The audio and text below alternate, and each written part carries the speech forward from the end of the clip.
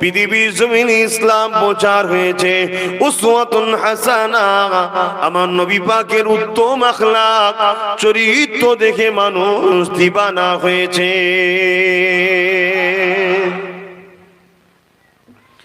আল্লাহ নবী মক্কার মানুষকে যখন বলেছিল লা ইলাহা ইল্লাল্লাহ আনা মুহাম্মাদুর রাসূলুল্লাহ, মক্কা মানুষের আমার নবীর কথা মানল না। আল্লাহ নবীর উপরে জুলুম শুরু করে দিল, অত্যাচার শুরু করে দিল, নবী পাকের উপরে আঘাত শুরু করে দিল। বাবার মা হারা এতিম নবী আমার ঘরে এসে বসে বসে কাঁদে। পরের দিন আবার বাহির হয়েছে, আবার এলাকার মানুষকে ডাক দিয়েছে, বাবারা তোমরা এদিকে আসো, নিজেদের হাতে নিজেদের নারীগুলোকে হত্যা করে দিচ্ছ, কে তোমাদেরকে শিক্ষা দিল নারী হত্যা করা? ওই সময় তারা বলেছিল আমাদের ধারণা হলো নারী শুধুমাত্র পুরুষের ভোগের জন্য, নারীদের কোনো অধিকার নেই, স্বাধীনতা নেই, নারীদের কোনো বাঁচার অধিকার নেই, নারী অশুভ জিনিস। নারী যদি সন্তান জন্ম হয় ওই বাপের মাথাটা হ্যাট হয়ে যাবে। দয়ার নবী পৃথিবীর মানবতা যখন ধ্বংস হয়ে গিয়েছিল, আল্লাহ নবী বিশ্ব মানবতাকে জাগিয়ে দিয়ে বলেছিল এ বিশ্বে মানুষেরা নারী অশুভ নয়। আমি তোমাদেরকে জানিয়ে দিই, যিনি তোমাদেরকে পুরুষ করে মায়ের পেটে বানিয়েছে তিনি নারীকে মায়ের পেটেতে বানায়, তিনি হলেন একজন মালিক আল্লাহ। তিনি জানিয়ে দিয়েছে কারো ঘরে যদি নারী সন্তান হয় ওর মানে হলো ওই বাড়িওয়ালাকে রহমত ও খুশির খবর দেয়। অর্থাৎ নারী রহমত নিয়ে আসে, খুশি নিয়ে আসে। তাহলে এই পৃথিবীর বুকে যদি নারী হত্যা চলতো, সেই নারীগুলোকে বাঁচাবার জন্য সব থেকে কষ্ট করেছে আমার রাসূল। আল্লাহ নবী এইভাবে মানুষকে বোঝাতে লাগলেন, বাবারা কারো যদি একটা দুটো তিনটে করে পর পর 4, 5, 10টা যদি পুরুষ সন্তানও হয়ে যায়, আমি রাসূলুল্লাহ তথাপিও বলতে পারবো না ওই 10 পুরুষ সন্তানের বাপ জান্নাতে যাবে। তবে এতটুকু বলে দিতে পারি, কারো ঘরে যদি একটা দুটো তিনটে পর পর নারী সন্তান হয় আর ওই বাপটা যদি ওই নারীগুলোকে বোঝা না মনে করে ওই নারীকে আদর দিয়ে, মমতা দিয়ে, ভালোবাসা দিয়ে, শিক্ষা দিয়ে বড় করে যদি বিবাহটা দিয়ে দিতে পারে, ওই বাপের দায়িত্বটা শেষ হয়ে যায়। আমি রাসূলুল্লাহ জানিয়ে দিই ওই 3 নারীর বাপ আর আমি মুহাম্মদ জান্নাতে পাশাপাশি থাকিব। যেদিন নারীকে হত্যা করা হচ্ছিল, যেদিন নারীকে রাখেল বানিয়ে রাখা হয়েছিল, যেদিন নারী শুধুমাত্র ভোগের জিনিস ছিল, সেই সমাজের মানুষকে নবী শিক্ষা দিচ্ছে। আর সেই দিন থেকে আজও আপনার গ্রামের শিক্ষা আছে। কারো ঘরে নারী সন্তান হলে ওই বাপ খুশি হয় না বেজার হয়? যার মধ্যে রাসূল আছে খুশি হয় না? হয় না? এই শিক্ষা রাসূল দিয়ে গেছে। কিন্তু আজকে দুঃখের বিষয়, এই সমাজের মধ্যে আমার আম্মা বোনেদের মধ্যে এতটা লোভ লালসা এখন ঢুকে গেল যে আমাদের ঘরের নারীগুলো রাসূলের বিরোধী হয়ে দাঁড়িয়ে গেল। আল্লাহ নবী জানিয়ে দিয়েছিলেন এ নারীর জাত, মায়ের জাত, তোমরা দুনিয়ার জমিনে নিজেদেরকে জোতাপুর সাথে ঢেকে রাখবে, কারণ আল্লাহ পাক তোমাদেরকে বড় নিয়ামতের জিনিস তৈরি করেছে। এই জন্য শরিয়ত তোমাদের ঘরে পর্দার হুকুম দিয়েছে। অর্থাৎ এই মুখমণ্ডলটুকু, হাতের গাঁটের বাইরের অংশটুকু, পায়ের গাঁটের নিচের অংশটুকু, এই 3 জায়গা সামান্যটুকু জায়গা ছাড়া বাকি সমস্ত শরীরকে ঢিলে ঢালা কাপড় দিয়ে ঢেকে রাখার নাম হলো পর্দা।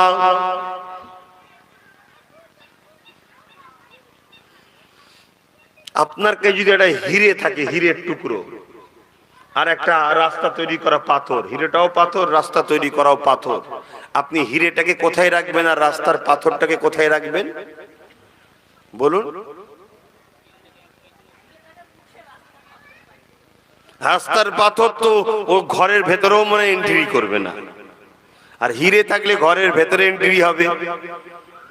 আলমারের ভেতরে যাবে, ছোট লকার আছে সেখানে যাবে, আবার লাল মখমলের কাপড়ে জড়িয়ে রাখা হবে, কেন দামি জিনিস। খ্রিস্টান ধর্মের একটা প্রথা আছে, খ্রিস্টান ধর্মে যারা গির্জার সেবা করে, গির্জায় থাকে, তাদের ঘরে মুখমণ্ডলটুকু ছাড়া পুরো শরীরটা সেই নারীদের পর্দায় ঢেকে রাখা হয়। কেন? খ্রিস্টান ধর্মে ওই নারীগুলোকে পবিত্র নারী বলে ঘোষণা দেওয়া হয়েছে এবং ওই নারীগুলো ধর্মীয় গির্জাতে থাকার জন্য তাদেরকে এই সম্মান মর্যাদা দেওয়া হয়েছে। আর ইসলাম বলছে কি, শুধু গির্জায় যে আছে সে কেন, প্রত্যেকটা নারী পবিত্র নারী, তাই সবার জন্য ইসলাম পর্দা ফরজ করেছে। জোরে বলুন সুবহানাল্লাহ। আজ বড় দুঃখের সাথে বলি, এই পৃথিবীর জমিনে একদল মানুষ আমার রসুলের দিন থেকে আমাদেরকে সরাবার জন্য বড় চক্রান্ত করছে। সেদিন আবু জেহেল উতবা সাইবা করেছিল, আজ একদল মানুষ করতে লেগেছে। তাই তারা আমাদের ঘরে প্রথম টার্গেট করেছিল, আমাদের ঘরে মসজিদ থেকে টেনে নিয়ে যে যাত্রায় নিয়ে গেছে তারা কামিয়াবি হয়েছে।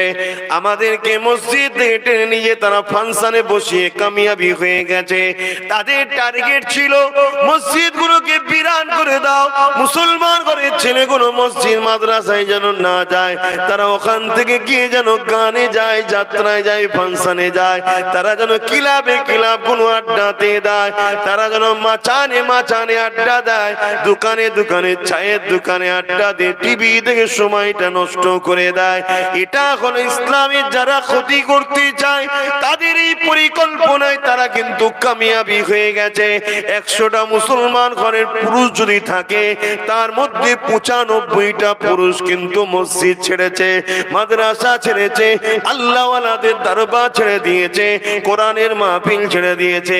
তারা যায় কোথায়? তারা মা বাপের কাছেও বসে না, তারা যাত্রায় গিয়ে বসে, গানে গিয়ে বসে, ফাংশনে গিয়ে বসে, পরনারীর কাছে গিয়ে বসে, পাপ কাজে তারা সর্বসময় লিপ্ত হয়ে আছে। যেটা তার নেতা তাকে নিষেধ করেছে, তার মালিক আল্লাহ যেটা নিষেধ করেছে, সেই কাজে 100-র মধ্যে 95 জন লেগে গেছে। ঠিক না বেঠিক? কি গো, সারা দেবে না কেন? আসামি তো আমরাই। বেজার হচ্ছেন? তারা কামিয়াব। কারা? ইবলিসের দলের লোকেরা। পৃথিবীতে দুটো দল, একটা রহমানের, একটা ইবলিসের। ইবলিসকে চেনেন তো? আমাদের দোস্ত হয়তো নাকি? হ্যাঁ, চেনেন না ইবলিসকে? বাপ আদম আলাইহিস সালামের জন্য যে সেজদা না করার জন্য আল্লাহ যাকে বলেছিল জাহান্নাম আমার কি বলে দরবার থেকে বেরিয়ে যা, কথা বুঝে আসছে না? সেই ইবলিস সেই দিন থেকে টার্গেট করেছে আদম সন্তানকে ধ্বংস করবে, আদম সন্তানকে আল্লাহর বিরুদ্ধে লাগাবে। এর মধ্যে আমরা যারা ঈমানদার, যারা দাবি করি আল্লাহ মানি, নবী মানি, আমাদের মধ্যে থেকে আবার 90% মানুষকে, কি 95% মানুষকে কিন্তু আল্লাহর বিরুদ্ধে দাঁড় করিয়ে দিয়েছে ইবলিস। পেরেছে না পারেনি? আমার মনে হচ্ছে অসুবিধা হচ্ছে আপনাদের, আলোচনা ঘুরিয়ে দেবো। এখন তারা নতুন করে টার্গেট করেছে আমাদের মা বোনগুলোকে। কেন? তারা দেখে নিয়েছে পুরুষগুলোকে তো আমরা কামিয়াবি হয়ে গেছে, এবারে টার্গেট করতে হবে এদের নারী সমাজগুলোকে।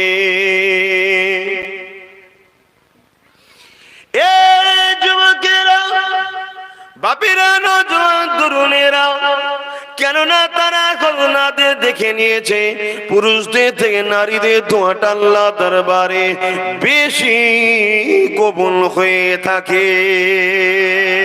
কেননা আমাদের দিল হলো কঠোর আর নারীদের দিল হলো আমাদের থেকে বড় নরম।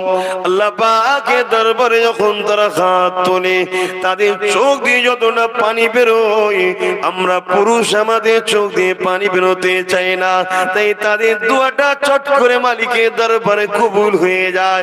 আমাদের ঘরে তারা তো খারাপ রাস্তায় এনে বিয়ে দিল, এবারে নারীগুলোকে টার্গেট করেছে। এ আমার আম্মা বোনেরা, এ আমার আব্বা ভাইরা, কেন তারা জানে এই পৃথিবীর জমিনে অনেকবার আমরা চেয়েছিলাম এই মুহাম্মাদের অনুসারী দিগকে, এক আল্লাহর মান্যওয়ালা দিগকে ধ্বংস করে দেবে। সেই চেষ্টা করেছিল ফেরাউন, সেই চেষ্টা করেছিল নমরুদ, সেই চেষ্টা করেছিল সাদ্দাদ, সেই চেষ্টা করেছিল আবু জেহেল, কিন্তু পারেনি।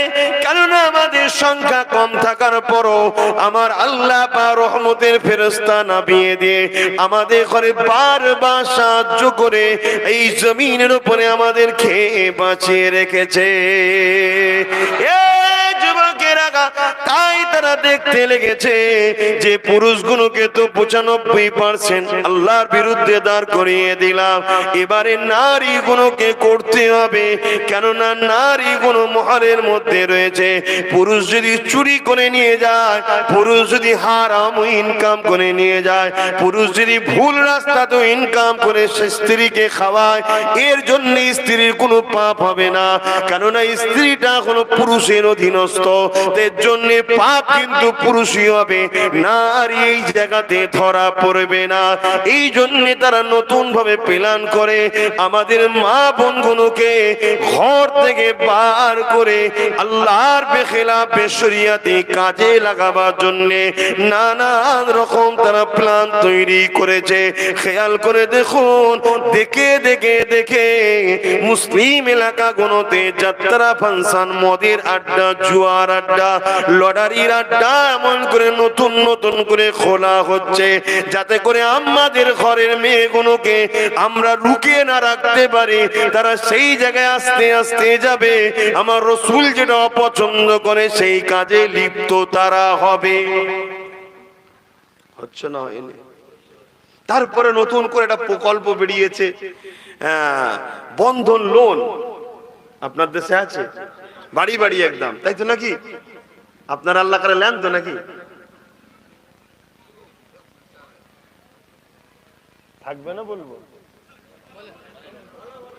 শুনে আর কি করবেন? চালু হয়ে গেছে। তাহলে সুদ ইসলামে হারাম না হালাল? ওই সুদের টাকা বিসমিল্লাহ বলে খেলে ঈমান থাকে না যায়? বলুন, যায়। তাহলে পরিকল্পনাটা কিভাবে দেখছেন? করেছে যে নারী ছাড়া আবার লোন দেওয়াই হবে না। আমার দেশে এসছে কি জানি না, এটা ওই দেশে ব্যাপকভাবে চলছে, ওই বাংলাদেশে ব্যাপকভাবে চলে। আর ওখানে কি বলে, নোবেল পুরস্কার পর্যন্ত পেয়েছে। আমার দেশও শুনে গেছে। এখন আমার এই কথা শুনে আমার অনেক আম্মা বোনেরা ভাবতে পারে, ও ফুরফুরার পীরের ঘরের বাচ্চা, খানদানের রাসূল, তোমার তো অভাব নাই, আমার সংসারের খবর তুমি কি বুঝবে?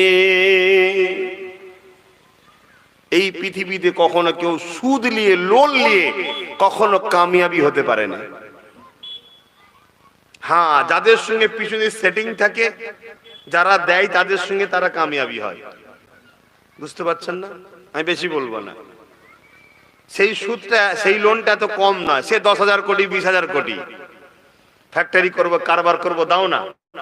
আর পিছনে লোন চুক্তি থাকে 100 কোটি তোমায় দেবো। কি করতে হবে?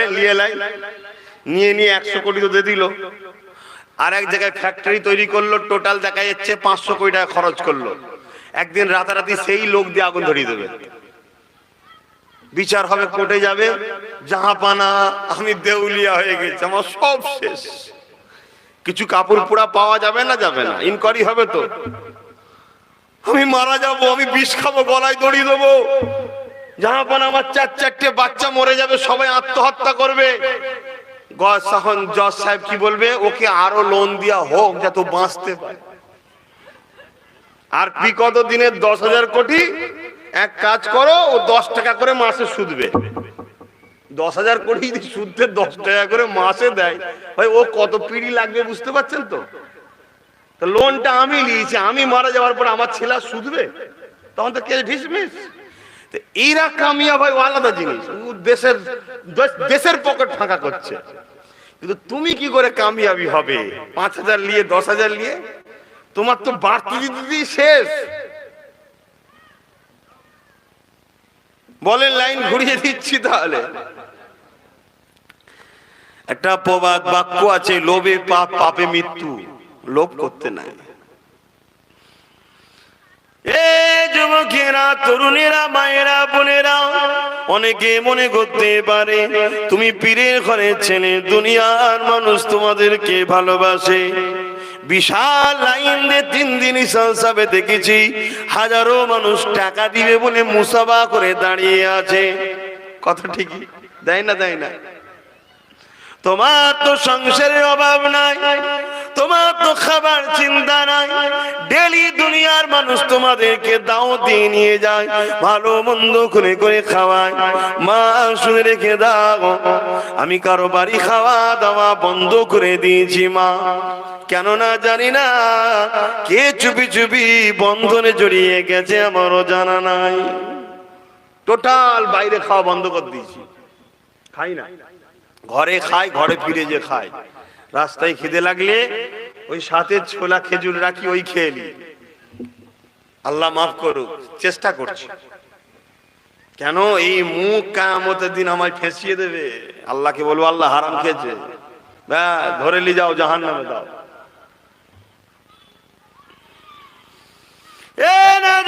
তরুণেরা, বাপেরা, আম্মা বোনেরা, কতটা আপনার সংসারের অভাব। আমি একটা সংসারের কথা আপনাদেরকে শোনাই। এই জমিনের উপরে যার আব্বাকে আল্লাহ দোনো জাহানের সুলতান করে পাঠিয়েছিল, যার আব্বার জন্য আল্লাহ সূর্য তৈরি করেছিল, যার আব্বার জন্য আল্লাহ চাঁদ তৈরি করেছিল, যার আব্বার জন্য আল্লাহ 8টা জান্নাতকে বানিয়েছে, যার আব্বার জন্য আল্লাহ দোনো জাহান তৈরি করেছে, দোনো জাহানের সুলতান যার আব্বাকে বানিয়েছে, আজও দুনিয়া আখিরাতে সুলতান তিনি, বাদশা তিনি, পরকালে কিয়ামতের পরে হিসাবের পর জান্নাতে সুলতান তিনি হবে। তার ঘরেরই একটা কন্যা যখন বাপ চিন্তা করলো আমার কন্যা বড় হয়েছে, বিবাহ দেব, তার সাথী সঙ্গীদেরকে বললো, ছেলে খোঁজো, আমার মেয়ের বিবাহ দেব। পৃথিবীর ধনী ধনী ঘর থেকে পেগাম আসছে, খবর আসছে সেই সুলতানের মেয়েকে বিবাহ করার জন্য। এ যুবকেরা, কিন্তু সুলতান কোন ছেলেকে পছন্দ হচ্ছে না। সুলতানের মনে একটা ছেলের খেয়াল আছে, কিন্তু সুলতান চাইছে সবার রায়টা নিয়ে যাক। এ যুবকেরা, তরুণীরা, বাপেরা, পৃথিবীর ধনী ধনী ঘর থেকে খবর আসছে কোন জায়গায় পছন্দ নয়। সুলতানকে জিজ্ঞাসা করা হয়, হুজুর আপনি কি রকম ছেলে চাইছে? সুলতান বলেছিলেন, এমন ছেলে চাই যার হাতটা আমার মেয়ে ধরবে, বা আমার মেয়ের হাতটা ওই ছেলেটা ধরবে, আর পরকালে একসাথে হাত ধরে জান্নাতে যাবে।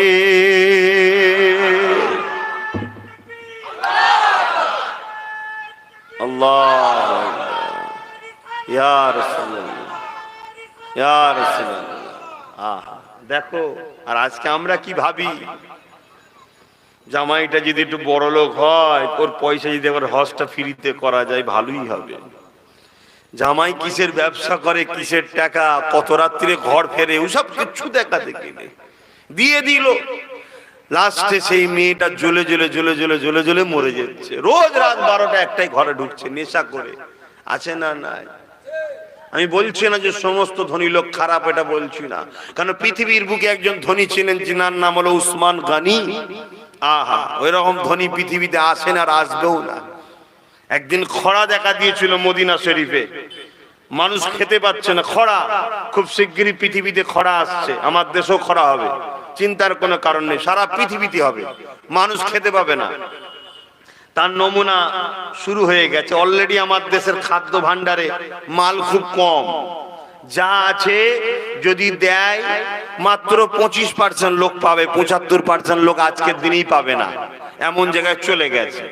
ওটাও খুব তাড়াতাড়ি ওটাও শেষ হয়ে যাবে, হয়ে সারা পৃথিবীতে অভাব দেখা দেবে, মানুষ খেতে পাবে না। তা থেকে কিন্তু আব্বাস সিদ্দিকও ছাড় পাবে না। কিন্তু আব্বাস সিদ্দিকীর টেনশন নাই। টেনশন তো তার, টেনশন তো তার যে রোজ গরিবের রক্ত চুষে মুরগা মুসাল্লাম খেয়ে বেড়ায়। আর যে গরিব সকালবেলা দুটো চা বিস্কুট খেয়ে 12টা পর্যন্ত পান্তা ভাতের অপেক্ষায় থাকে, ওই গরিবের কোনো চিন্তা আছে? যদি বলে আব্বাস সিদ্দিকী তুমি তার পান্তা ভাত খাও না, পান্তা ভাত খাইনি তো কি হয়েছে, রোজা রাখা আমাদের অভ্যেস আছে, ঠিক না বেটি? আমাদের আবার অসুবিধা কি আছে? দুটো খেজুর হলেই হয়ে যাবে, সেহরিতে দুটো, ইফতারে দুটো, ব্যাস নারে তাকবীর আল্লাহু আকবার, কেটে যাবে আমাদের। কিন্তু টেনশন শুধু ওই লোকগুলোর হয় যারা দিন রাত পরে ঝেড়ে খায়। ওদের কি দশা হবে যখন খরা দেখা দেবে? কিছু পাবে না তো কি খাবে বেচারি কোনো। মাঝে মাঝে যখন মনে পড়ে না খুব টেনশনে পড়ে যায়, আর মজাও লাগে, ওগুলো দেখতে কেমন লাগবে তখন। আল্লাহ যদি দেখাই দেখবো, কি দেখতে হবে না? ভুল বলছি নাকি? একটু দেখতে হবে তো, তুই কি করে। বাপেরা, নওজওয়ানেরা, এ নবী পাকের প্রেমিকেরা, হযরত ওসমান গনির একটা কথা এসে গেছে, একটু বিচখানে বলে দিই, বলি তারপর আমার মা বোনদের কথা যেটা বলছিলাম বলবো। এ নওজওয়ান তরুণেরা, পৃথিবী বিখ্যাত ধনী ওসমান গনি ছিলেন। আজ যেমন নাম করা কয়েকটা ব্যক্তি আছে, পৃথিবীর ধনী যাদেরকে সবাই চেনে, সেই সময় পৃথিবীর ধনী ছিলেন ওসমান গনি। পৃথিবীর সমস্ত লোক তেনাকে চিনতে, এত ধনী ছিল। মদিনায় যখন খরা দেখা দিল, হযরত ওসমান গনি বিদেশ থেকে জাহাজ ভর্তি করে মদিনার জমিনেতে মাল নিয়ে আসতে লাগলো। মদিনার একটা ফাঁকা জায়গাতে, বিশাল এলাকার জমিতে পাহাড়ের মতো উঁচু করলো নিত্য প্রয়োজনীয় জিনিস। ওই মালগুলো যখন করে ইহুদি ব্যবসায়ীরা ওসমানকে বলেছিল, ও ওসমান গনি, তুমি বিদেশ থেকে এই মালগুলো নিয়ে এসেছো, বড় কষ্ট করে নিয়ে এসেছো, এই মালগুলো তোমরা আমাকে বিক্রি করে দাও, 100 টাকার বিনিময়ে 150 টাকা দেবো। বুঝাবার জন্য টাকার অঙ্ক বললাম। যেটা 100 টাকায় নিয়ে এসছো, তখন তো দিরহাম চলতো, 150 টাকা দেবো। কেন? ইহুদি চিন্তা করছে যেটাকে এখন কিনে নিতে পারলে দুদিন পর খরা আরো তো বাড়বে, অভাব বাড়বে, তখন আমরা 200 টাকা 300 টাকায় বিক্রি করবো, অনেক লাভ করবো। যুবকেরা, তরুণেরা, হযরত ওসমান গনি বলেছিল না আরো লাগবে। ইহুদি বলল, ওসমান 100 টাকার মালটা 200 টাকায় দেবো। ওসমান গনি বলেছিল না আরো লাগবে, 100 টাকার মালটা 300 টাকা দেবো। কত লাভ বুঝতে পারছেন? ব্যবসা ক্ষেত্রে বেশি লাভ করাও ইসলামে জায়েজ নয়, জানতে হয়। কেন? যে কিনতে এসছে সেই মানুষটাকে সহযোগিতা করতে হয়, সেও তো আমাদেরই মতো একটা মানুষ। কিন্তু আমরা তখন পেলে যাকে যেমন করে পারি জবাই করি। এজন্য বলুন, বিজনেস আমার রাসূল থেকে শিখতে হবে, নবী মডেল। তবে একটা ব্যবসায় 70% পর্যন্ত ছাড় দেওয়া আছে, সেটা হলো কাপড়ের ব্যবসা। বলুন আলহামদুলিল্লাহ। কেন? এটা ইজ্জত ঢাকার কাজে লাগে, ওই জন্য কাপড়ের গুরুত্ব, বিজনেসের গুরুত্ব সব থেকে আলাদা। পৃথিবীর বুকে যত নবী আলাইহিমুস সালাম, ইমাম, মুহাদ্দিসরা এসেছিলেন, বেশিরভাগ সব কাপড়ের বিজনেস করতেন। আপনারাও করবেন, কাপড়ের বিজনেস করবেন, চাষবাসের সাথে সাথে কাপড়ের ব্যবসা করবেন। কাপড়ের ব্যবসায় অনেক বরকত হয়। যুবকেরা, তরুণেরা, হযরত ওসমান গনিকে যখন বলল 100 টাকার মালটা 300 টাকা দিচ্ছি, দিয়ে দাও, ওসমান গনি বলল না, হবে না। ওই সময়তে তারা তখন বলতে লাগলো, ইহুদিরা, এ ওসমান, কে আছে তোমার এই মালটাকে আরো বেশি দাম দেবে? ওসমান গনি বলেছে, অবশ্যই আছে, দিবার জন্য রয়েছে, আমি তিনার কাছে দেবো, যে মাল অনেক দাম বেশি দেবে। ইহুদি গুলো রেগে গেল, ওসমান যদি তুমি এর থেকে কমে কাউকে বিক্রি করো তাহলে কিন্তু তোমার সঙ্গে ঝগড়া হবে। ইহুদি গুলো ভেবেছিল উসমান আমরা ইহুদি বলে আমাদেরকে দেয়নি, জাত ভাইকে হয়তো কম দামে বিক্রি করবে, এই জন্য বলেছিল ঝগড়া হবে। কিন্তু উসমান গনি বলেছিল কাল ফজরের নামাজের পর মদিনা নববীর মসজিদের ওখানে আসবেন, কাকে মাল বিক্রি করছি দেখে নেবেন। উসমান গনি পরের দিন মদিনা নববীতে গেল, নামাজ হয়ে গেল, আল্লাহ নবীর সামনে দাঁড়িয়ে গেলেন, ইয়া রাসূলুল্লাহ হাবিবাল্লাহ আমি উসমানের বাপ মা আপনার কদমে কুরবান হয়ে যায়, আমার জান মাল সব আপনার কদমে কুরবান হয়ে যায়।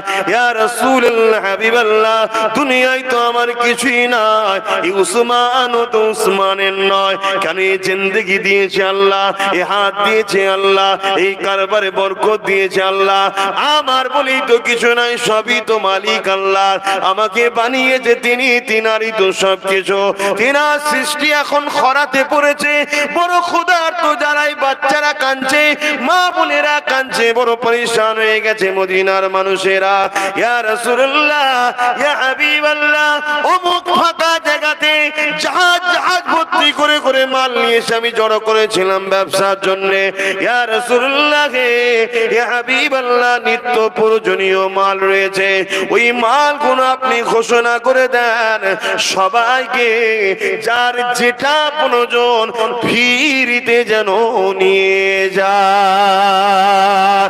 ইহুদি গুলো রেগে গিয়ে বলল উসমান তোমার কি মাথা ফাতা খেপা হয়ে গেছে, খারাপ হয়ে গেছে, আমরা 100 মাল 300 দেবো বলেছিলাম, তুমি ফ্রিতে দিয়ে দিলে।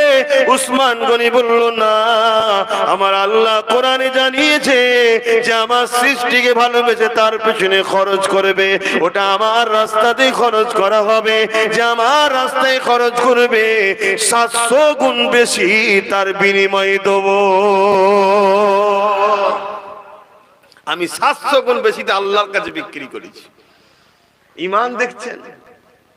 আর আজকে আমাদের কি দশা, পাশের বাড়ি যদি খেতে না পায় আমার বাড়ির খাবার ফেলে দেবো তাও ভালো কতগুনি, বেটা জব্দ হোক, করে না করে না কি? আল্লাহ আমাদেরকে হিদায়াত করো। তোমার এলাকায় হয়তো নাও থাকতে পারে, বাপ অনেক জায়গায় আছে। এতিম যদি একটু ভালো মন্দ খেয়ে ফেলে না, তার কাছে কিনে নেয় এমন লোক আছে। তোমার এলাকায় নাই, অনেক জায়গায় আছে, আছে না? নাই। আল্লাহ আমাদেরকে এই সব থেকে হিফাজত করেন, বোন আল্লাহুম্মা আমিন। একবার দরুদ শরীফ আল্লাহুম্মা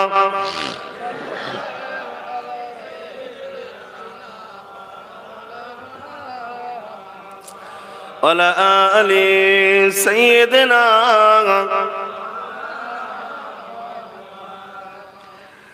দেখি নাই তোমারে কোনদিন, তবু আছো হৃদয়ে অমনি, দেখি নাই তোমারে কোনদিন, কোনদিন কোনদিন কোনদিন। হে নবী নবীজি আমার, তুমি আছো হৃদয়ের গভীরে, তুমি আছো হৃদয়ের গভীরে, ভুলবো তোমায় বলো কি করে।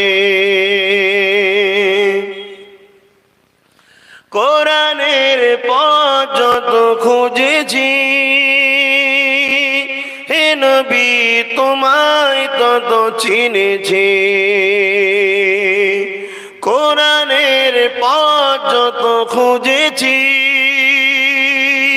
হে নবী তোমায় তত চিনেছি, কোরআনে জানিয়েছে আমায়, ওরাফানা লাকা যিকরাক। হে নবী নবীজি আমার, তুমি আছো হৃদয়ের গভীরে। আল্লাহুম্মা সাল্লি আলা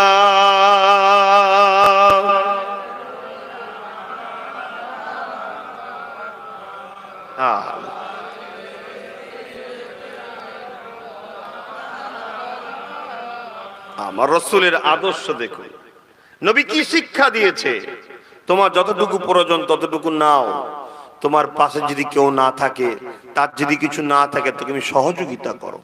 এমনকি রাত্রিতে খাবারের তরকারি যে রান্না হবে তাতে তুমি একটু পানি বেশি করে দাও, পাশের বাড়ি যে কেউ ক্ষুধার্ত থাকে তাকে এক বাটি দাও। এই শিক্ষা আমার রাসূল দিয়েছে, জোরে বলুন সুবহানাল্লাহ। আমরা দিই না, আমরা কাঁড়ি। এজন্য আমাদের উপরে খোদার লানত শুরু হয়েছে, তাই এরকম মহামারী আসে। কথা বুঝছেন না, বোঝেন না? কই এই মহামারীতে দেখেছেন একেবারে মাঠে খাওয়া দিন মজুর, ফুটপাতে পড়ে থাকা, ট্রেন স্টেশনে পড়ে থাকা লেবার শ্রেণীর লোকের কারো ক্ষতি হয়েছে? কথা বুঝছেন না, বোঝেন না? সব ট্রেনিং শিক্ষা সতর্ক করে দিচ্ছে, রব সতর্ক করছে, তোরা মানুষকে হত্যা করছিস, খুন করছিস, মানুষকে লুটছিস, মানুষের উপরে জুলুম করছিস, এগুলো করিস না। তার জন্য তোদেরকে ট্রেনিং দেওয়া হচ্ছে। আর সবচেয়ে বড় কথা, আমরা এত হিংস্র হয়ে গেছি, আমাদের জ্বালাতে দুনিয়ার অন্য মখলুকগুলো শান্তিতে নাই। তাই এই যখন দুনিয়ায় পুরো লক হয়ে গিয়েছিল, ওই সময় রাস্তাঘাটে সব জীবজন্তু গুলো প্রকাশ সব মেন রোডে ঘুরে বেড়াচ্ছে। তারা একটু স্বাধীন পেয়েছিল যে বালা মুসিবত গুলো ঘরে আছে, এই সময় একটু ঘুরি। এ পৃথিবী তো শুধু আমাদের জন্য করেছে জানি, কিন্তু আরো তো আল্লাহর সৃষ্টি আছে, তাদেরও তো হক আছেই দুনিয়ার উপরে। ভালো মানুষ হন, মানুষ অনেক আছে, 900 কোটি পৃথিবীতে মানুষ আছে। কত? 900। একটা কথা জানিয়ে দিয়ে যাচ্ছে, খুব শিগগিরই পৃথিবীতে বিশ্বযুদ্ধ খুব শিগগিরই হবে। পৃথিবীর বড় বড় দেশগুলো অলরেডি তারা সেনা মোতায়েন শুরু করে দিয়েছে তাদের বর্ডার এলাকায়। কথা বুঝে আসছে? আমি আমার দেশ নিয়ে বেশি কিছু বলবো না। তারা দেশে মোতায়েন শুরু করে দিয়েছে, এবং রাসূল বলেছেন ফোরাত নদী শুকিয়ে যাবে। অলরেডি ফোরাত নদী শুকিয়ে গেছে, ধরতে গেলে 23-এর মধ্যে পুরো কমপ্লিট শুকিয়ে যাবে। সেখান থেকে একটা সোনার পাহাড় উঠবে। অলরেডি ফোরাত নদী থেকে সোনা দেখা যাচ্ছে। কথা শুনছেন? 1500 বছর আগে বলে গেছে। ওই সোনার পাহাড়কে দখল করার জন্য রাজ পরিবারের 3 সন্তানের মধ্যে লড়াই হবে, 3টে গ্রুপ তৈরি হবে। পৃথিবীর শক্তি দেশগুলো সবাই মিলে একসাথে ঝাঁপিয়ে পড়বে। এই বিশাল মালহামাতে, লড়াইয়ে, যুদ্ধে 9 জনের মধ্যে 7 জন মারা যাবে। 900 কোটির মধ্যে 700 কোটি লোক পৃথিবীতে মরে যাবে এই যুদ্ধে। লোভ, লালসা, আমি লোভ অথচ কেউ কিচ্ছু পাবে না। তারপরে একটা দিন আসবে, আল্লাহ জমিনকে বলবে তোমার নিচেই যা আছে সব উগলে দাও, মানে তুলে দাও। সূরা ওয়াকিয়া পড়ুন, পাবেন। তুলে দাও। আমি হাফেজ নয় তো সবসময় আয়াতটা মনে থাকে না। তুলে দাও জমিনের তলা থেকে। যখন জমিনের তলা থেকে হিরে, সোনা, দানা যা আছে সব উঠে পড়বে, তখন মানুষ আফসোস করে বলবে, হারা এই সম্পদের জন্য আমি আমার ভাইকে মেরেছিলাম, আমার পাড়ার লোককে পিটিয়েছিলাম, মিথ্যা কেস দিয়েছিলাম, আজকে এত ধন দৌলত আমি কি করব? বাড়ির ছাদে উঠে চিল্লাবে, কেউ আছো? আমার বাড়ি 10 বস্তা হিরে আছে, একটু নিয়ে যাও না ভাই, রাখার জায়গা নেই। অমুক জন বলবে, ধর ভাই আমার বাড়ি 20 বস্তা রয়েছে। তুমি ভাবছো তাই নাকি? হ্যাঁ, সেটা খুব শীঘ্রই আসছে। তুমি আছো কোথায়? লিবার লোক থাকবে না। কেন? ওই যে 700 কোটি চলে যাওয়ার পরে এই বিশাল পৃথিবীতে 200 কোটি থাকবে। তুমি মনে করবে যে যেখানে বেঁচে থাকবে, মনে করবে আমি একাই বেঁচে আছি, পৃথিবীতে আর কেউ নেই। তার মানে কি একাই জন 200-300 কিলোমিটার আশপাশে ঘরই পাবে না, সব শেষ, তো ধ্বংস হয়ে যাবে। আর আমার মোস্তফা জানে রহমত যা বলেছে, তুমি আমি কতটা ফলো করি জানি না, পৃথিবীতে সব থেকে বেশি ফলো করা আমার নবীর কথা কি ইহুদিরা। তাই 1,10,00,000 হওয়ার পরও সারা পৃথিবীতে হুকুমত ওরাই করছে। সারা পৃথিবীতে হুকুমত কারা করছে? 1,10,00,000 মাত্র, তারা পৃথিবীতে হুকুমত করছে। তোমার আমার বাচ্চার বা নিত্য প্রয়োজনীয় যা খাবার আছে সব ইহুদিদের তৈরি করা। তুমি আছো কোথায় বন্ধু? আর তুমি আমি শুধু ভাইয়ের বোস কি করে দেবো এই নিয়ে ব্যস্ত। ও এক বিঘা জায়গা আবার বেশি নিল কেন? তার রাত্রিরে শুয়েছিল, 5 ডিঙ্গিতে জয় করে দিয়েছে। 1 বিঘা জায়গা এ আছে না নাই? সমাজে পেপার টেপারে দেখেন না, দেখেন না, নিজেকে ভাবাও, নিজেকে বোঝো, নিজেকে তৈরি করো। আমাকে সুস্থ শরীর আছে, মেহনত করব, ঠিক আছে, আমারই তো ভাই, একটু লিখেছো তো কি হয়েছে, ওর দুটো ছেলে বেশি, ওটা থাক না, একটু বেশি লিখ না, আমারই তো ভাই পগুন একটু ভোগ করবে না। মন নোংরা খারাপ, সব আমায় দিলে ভালো হয়, আমি একা খাবো, বাকি সব দেখবে ভ্যাল ভ্যাল করে। আজান দিচ্ছে, আজান দিচ্ছে, আচ্ছা দিলে বন্ধ হয়ে যাবে, আজান শুনে যাবে তো, আজান শুনে যাবে তো, হ্যাঁ দিলে বন্ধ। আচ্ছা তো কতক্ষণ হবে মাহফিল? 4:30 পর্যন্ত। জামাত কটাই? জামাত কটাই করবেন? কটা জামাত? 4:30 পর্যন্ত মাহফিল, তারপরে জামাত হবে। কথা বুঝেছেন? আপনাদের অসুবিধা হচ্ছে? আহা বাপ আমার, ভাই আমার, হ্যাঁ আসেন, আমি যে কথা বলছিলাম পৃথিবীর সেই সুলতানের কন্যার কথা বলছিলাম, তেনার ঘরের কথা একটু বলি। আমার আম্মা বোনেরা একটু মন দিয়ে শোনেন। আল্লাহ কাউকে ধন দিয়ে পরীক্ষা করে, আল্লাহ কাউকে গরিব করে পরীক্ষা করে। নবী আমার আসমানে দুই হাত তুলে দিলেন, দিয়ে বলতে লাগলেন, ও আমার মালিক আল্লাহ, আপনি আমাকে একবেলা খাওয়াবেন আর একবেলা শুকিয়ে রাখবেন। সাহাবারা জিজ্ঞাসা করতে লাগলেন, ইয়া রাসূলুল্লাহ, এরকম দোয়া কেন করেন? নবী আমার জানিয়ে দিলেন, যেদিন আল্লাহ আমাকে খাওয়াবে সেদিন শুকরিয়া আদায় করব। আমি শুকরগুজার বান্দাদের দলভুমা সাবিরিন বলবো, অবশ্যই সবরকারীদের সাথে আমার আল্লাহ আছে। এই যুবকেরা, আম্মা বোনেরা, তোনেরা শুনে রেখে দেন, যে রেখে দেন, আল্লাহ কাউকে ধন দিয়ে পরীক্ষা করে, কাউকে গরিব করে পরীক্ষা করে। গরিবের থেকে ধনীরা জাহান্নামে বেশি যাবে। কেন যাবে? শুনে রেখে দেন, একটাই কারণে যাবে, ধনীরা ধন নিয়ে শুকরিয়া আদায় করতে ভুলে যাবে। গরিবরা গরিব হওয়ার পরে ইচ্ছা করে ইচ্ছাকৃত হোক না চারে ধৈর্য ধরা ছাড়া দ্বিতীয় কি উপায় আছে? তাই ধনীরা শুকরিয়া আদায় করতে ভুলে যাবে আমার আল্লাহ পাকের কাছে। তারা ধন দৌলত নিয়ে এত অন্যায় জুলুম করে ফেলবে, এর জন্য তারা বেশি বেশি ধরা পড়ে যাবে। বড় গরিবরা ধনীদের থেকে 50,000 বছর আগে আল্লাহ পাকে জান্নাতি হয়ে যাবে। আমার আম্মা বোনেরা, তাই আমি বলে দিয়ে যাই, পৃথিবীর জমিনে একজনের কথা, যাকে আল্লাহ দোনোজাহানের সুলতান বানিয়েছে, সেই সুলতানের কন্যার বিবাহ হচ্ছে এমন একজনের সাথে যাকে জিজ্ঞাসা করা হয়েছে, তুমি যে বিবাহ দেনমোহর দেবে, এই দেনমোহর দিবার কি তোমার কাছে কিছু আছে? দেনমোহর দেন তো, আর না পড়লেন? কোনটা পড়লেন না? পণ মোটরসাইকেল লাগবে 2 লাখ টাকা, লেন তো।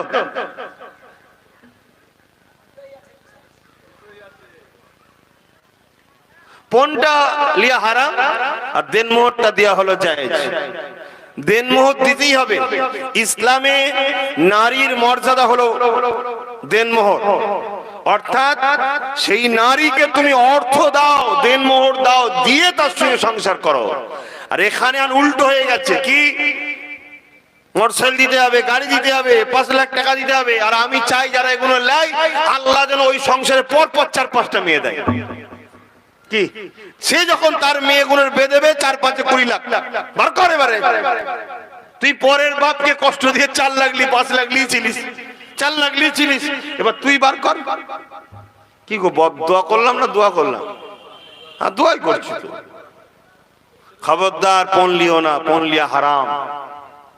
যদি কেউ নিয়ে থাকো, কি করবে? যা নিয়েছিলে নিয়ে গিয়ে শ্বশুরের হাতে তুলে দাও, যে আমি ভুল করে ফেলেছি, তখন অভাব ছিল বলে ফেলেছিলাম, ভুল হয়ে গেছে, এখন আমি ক্ষমা চাইছি, ধরেন আপনি দিয়েছেন, আপনাকে দিয়ে দিই। দিতে পারবেন না? যদি দিতে না পারেন, জাহান্নামে যাওয়ার জন্য তৈরি থাকেন, পৃথিবীর সব মৌলী সাহেবদের দোয়া করো, আপনাকে জান্নাতে কেউ ঢুকাতে পারবে না। এবার যদি বলেন তোমার কথা রেখে দিয়ে যাও, রেখে দিয়ে যাও, আমার বয়ে গেছে, আমি ঘরে ভাত খাবো। কথা বুঝে আসছে না?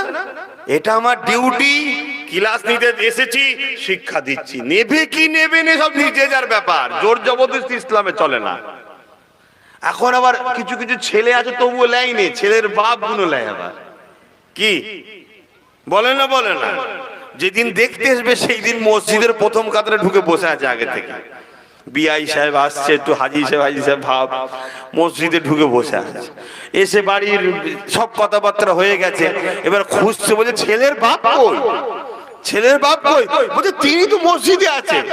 এমন ভাব লিখছে যেন সবসময় আল্লাহ আল্লাহ করে। মসজিদে যে বলছে কই গো বিআই সাহেব একটু কথা বলতে হবে। কি কথা? ছেলে পুলেরা তো রয়েছে। কি কথা? এই লেনদেনের ব্যাপার।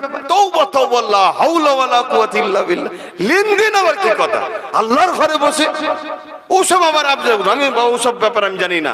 তবে ওই পাশের গ্রাম থেকে একটা খবর এসেছিল, ওরা বলেছিল কি বলে এখন পলসার নাকি বেরিয়েছে, তা আগেই বলেন না শীতের সময় মোটরসাইকেলে করে যাতায়াত করবে, কত শরীর টরীর খারাপ হয়ে যাবে। মানে লেনে ঘুরিয়ে বলছে মোটরসাইকেলে আমি নয়, 4 চাকা লাগবে। মানে খড় খাইনি, খড়ে গা ঘষছে, এরকম আছে কিছু আবার। কথা বুঝে আসছে? আল্লাহ মাফ করুক, আল্লাহ হিদায়াত করুক, ধ্বংস হয়ে যাবে। হ্যাঁ কি বাবা দাওয়াত করবি? আমি এমনি রাস্তা দেখে না এলেই ভালো হয় মনে হচ্ছে, রাস্তাঘাটে গাড়ি ঢুকতে চাই না। ভাই আমার মনে কষ্ট নেবেন না, কেননা এখান থেকে উঠে ঘরে যেতে পারবেন কোনো গ্যারান্টি নাই। আল্লাহকে ভয় করুন, অসহায় নারীগুলোর পাপের উপরে জুলুম করবেন না। গরিবী সংসার পাপের কষ্টে থাকে গো। এই জমিনে এমন ইতিহাস আছে, রাত্রিরে বাপ বালিশে মাথায় দিয়ে কাঁদে, মেয়ে যখন বাচ্চা গুছোতে যায় ওই সময় বাপের বালিশ ভিজা দেখে বাপকে জিজ্ঞাসা করে কেন আপনি কাঁদেন? বাপ বারবার কথাকে ঘুরিয়ে দেয়, না রে মা, চোখে যেন কি একটা কর কর করে তাই পানি পড়ে। কিন্তু বারবার যখন বাপকে চেপে ধরেছে, বাপ বলতে লেগেছে মা তোর বয়সটা দিনকে দিন বেড়ে যায়, যেখানে বিবাহ দিতে চায় 1 লাখের কমে কোনো ছেলে পাওয়া যায় না। মা রে আমি তোর বাপ তো ভ্যান চালিয়ে খায়, আমি তোর বাপ পরের জমিতে চাষ করে খায়, আমি তোর বাপ লেবার শ্রেণী করে খায়। মারে আমি তোর বাপ সামান্য মাইনে পায় হাবলদারি করে খায়, আমি বড় গরিব, তোর কি করে বিবাহ দেবো? এই পেরেশানে আমি রাত্রে ঘুমাতে পারি না। ওই মেয়েটা পরের দিন সকালে চিঠি লিখে দেয়, বাপ তোমাকে আর কোনোদিন কাঁদতে হবে না, আমি তোমাকে আজাদ করে দিলাম। পাশের রেল লাইনে গিয়ে গলামন করে নিজের জানকে দিয়ে দিল, কি আত্মহত্যা অন্য কোনো ভাবে করে নিল। এই সমাজের প্রত্যেকটা মানুষকে কিন্তু জবাব দিতে হবে। অতএব এমন আইন হওয়া দরকার, যে ছেলে মেয়েরা ফোন নেবে ওই ছেলের পুরো পরিবারকে জেলে বন্দি করা দরকার, এমন আইন হওয়া দরকার। ঠিক না? এরকম কত মেয়ে মারা যাচ্ছে, কত মেয়ে একটা বাচ্চা হয়ে গেছে 10,000 এখনো দিতে পারেনি, তালাক দিয়ে দিয়েছে, ডিভোর্স হয়ে গেছে, মেরে বার করে দিয়েছে ঘর থেকে। শুধু মুসলমান বলবো না, অন্য ধর্মে তো আছে। আমার কাছে এসে কাঁদে, কিন্তু আমি আমার কওমের যখন মাহফিল এসেছে, আপনাদের ঘরে শুধু বুঝাচ্ছি, এসেছে অনেক এসেছে যে ভাইজান আপনি কিছু অর্থ দেন, কি হয়েছে? না আমার এই ব্যাপার, আমার স্বামী আমায় ঘর থেকে বার করে দিয়েছে, যাও তোমার বাপের কাছ থেকে যে টাকাটা নিয়ে আসো, আমার আব্বা গরিব। এবারে বলুন, আমার কষ্ট হয় যতটা পারি দিই, একজনকে দিলাম, দুজনকে দিলাম, 10 জনকে দিলাম, 1000 জনকে দিবার মতো তো আমার অর্থ নাই। কেন? আমি কোনো গভর্নমেন্ট নয়, সরকার নয়, আমার কাছে সাগরও নাই। কথা বুঝে আসছে না? কিন্তু সরকারও কখনো দিয়েও শেষ করতে পারবে না যদি সিস্টেমটাকে বন্ধ করা না হয়। ঠিক না বেটি? কত দেবে মানুষকে? এর জন্য এটা বন্ধ করা দরকার। না হয় এই নারী সমাজ আজকে বেউজ্জতি হচ্ছে। আমার মনে হচ্ছে আপনারাও অসুবিধে হচ্ছে, আর সময়টাও অসুবিধে করছে। একটু সালাম দিয়ে নি, দাঁড়িয়ে দেন তো সালাম, আসেন একটু সালাম দি। ইয়া নবী সালাম।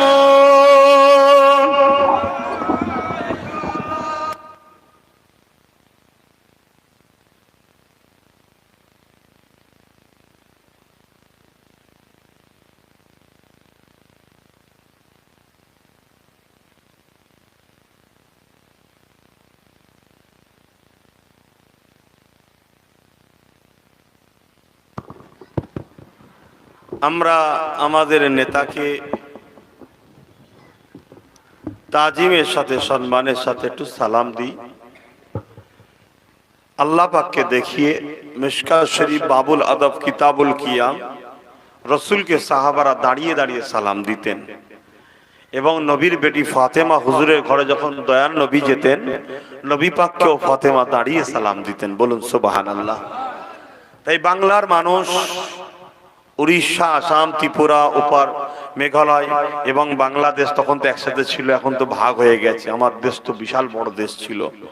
তো এই বিরাট এলাকায় জিনা রসিলা করে এক কথায় পূর্ব ভারতে দিন ইসলামের বাণী এসেছে। ফুরফুরা শরীফের মুজাদ্দেদ জামান সৈয়দনা আবু বকর সিদ্দিক দাদা হুজুর পীর কেবলা তিনিও বলেছেন, বাবা আমি আবু বকরকে যারা ভালোবাসো আদবের সাথে তাজিমে তোমরা রসুলকে দাঁড়িয়ে সালাম দিও আল্লাহকে দেখিয়ে। তা আসেন, প্রেম করলে গুনাহ হয় না, সওয়াব হয়। মোহাব্বত ভরা ভালোবাসায় সালাম জানিয়া নবী সালামুন ইয়া রাসূল ইয়া হাবিব সালাবাতুল্লাহ কঠিন হাসরের দিনে কি আছে মোদের কপালে গুনাহগার উম্মাত আপনার লইবেন সঙ্গে এ মাহশরে নবী সালাম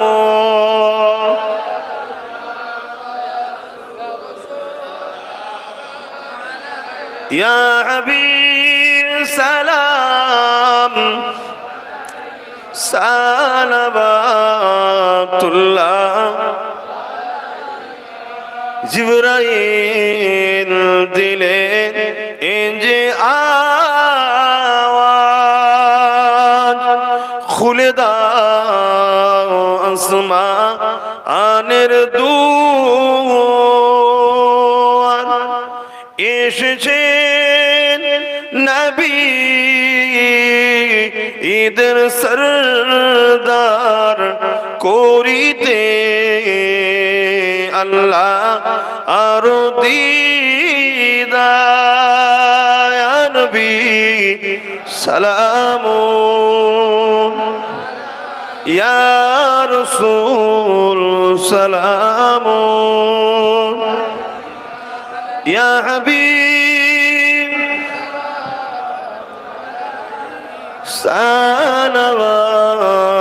সালাওয়াতুল্লাহ। সকলে গায়ে গায়ে বসেন, একটু দোয়া হবে। ইয়া রাব্বি সাল্লিম ওয়া সাল্লিম দাইমান। এর নবী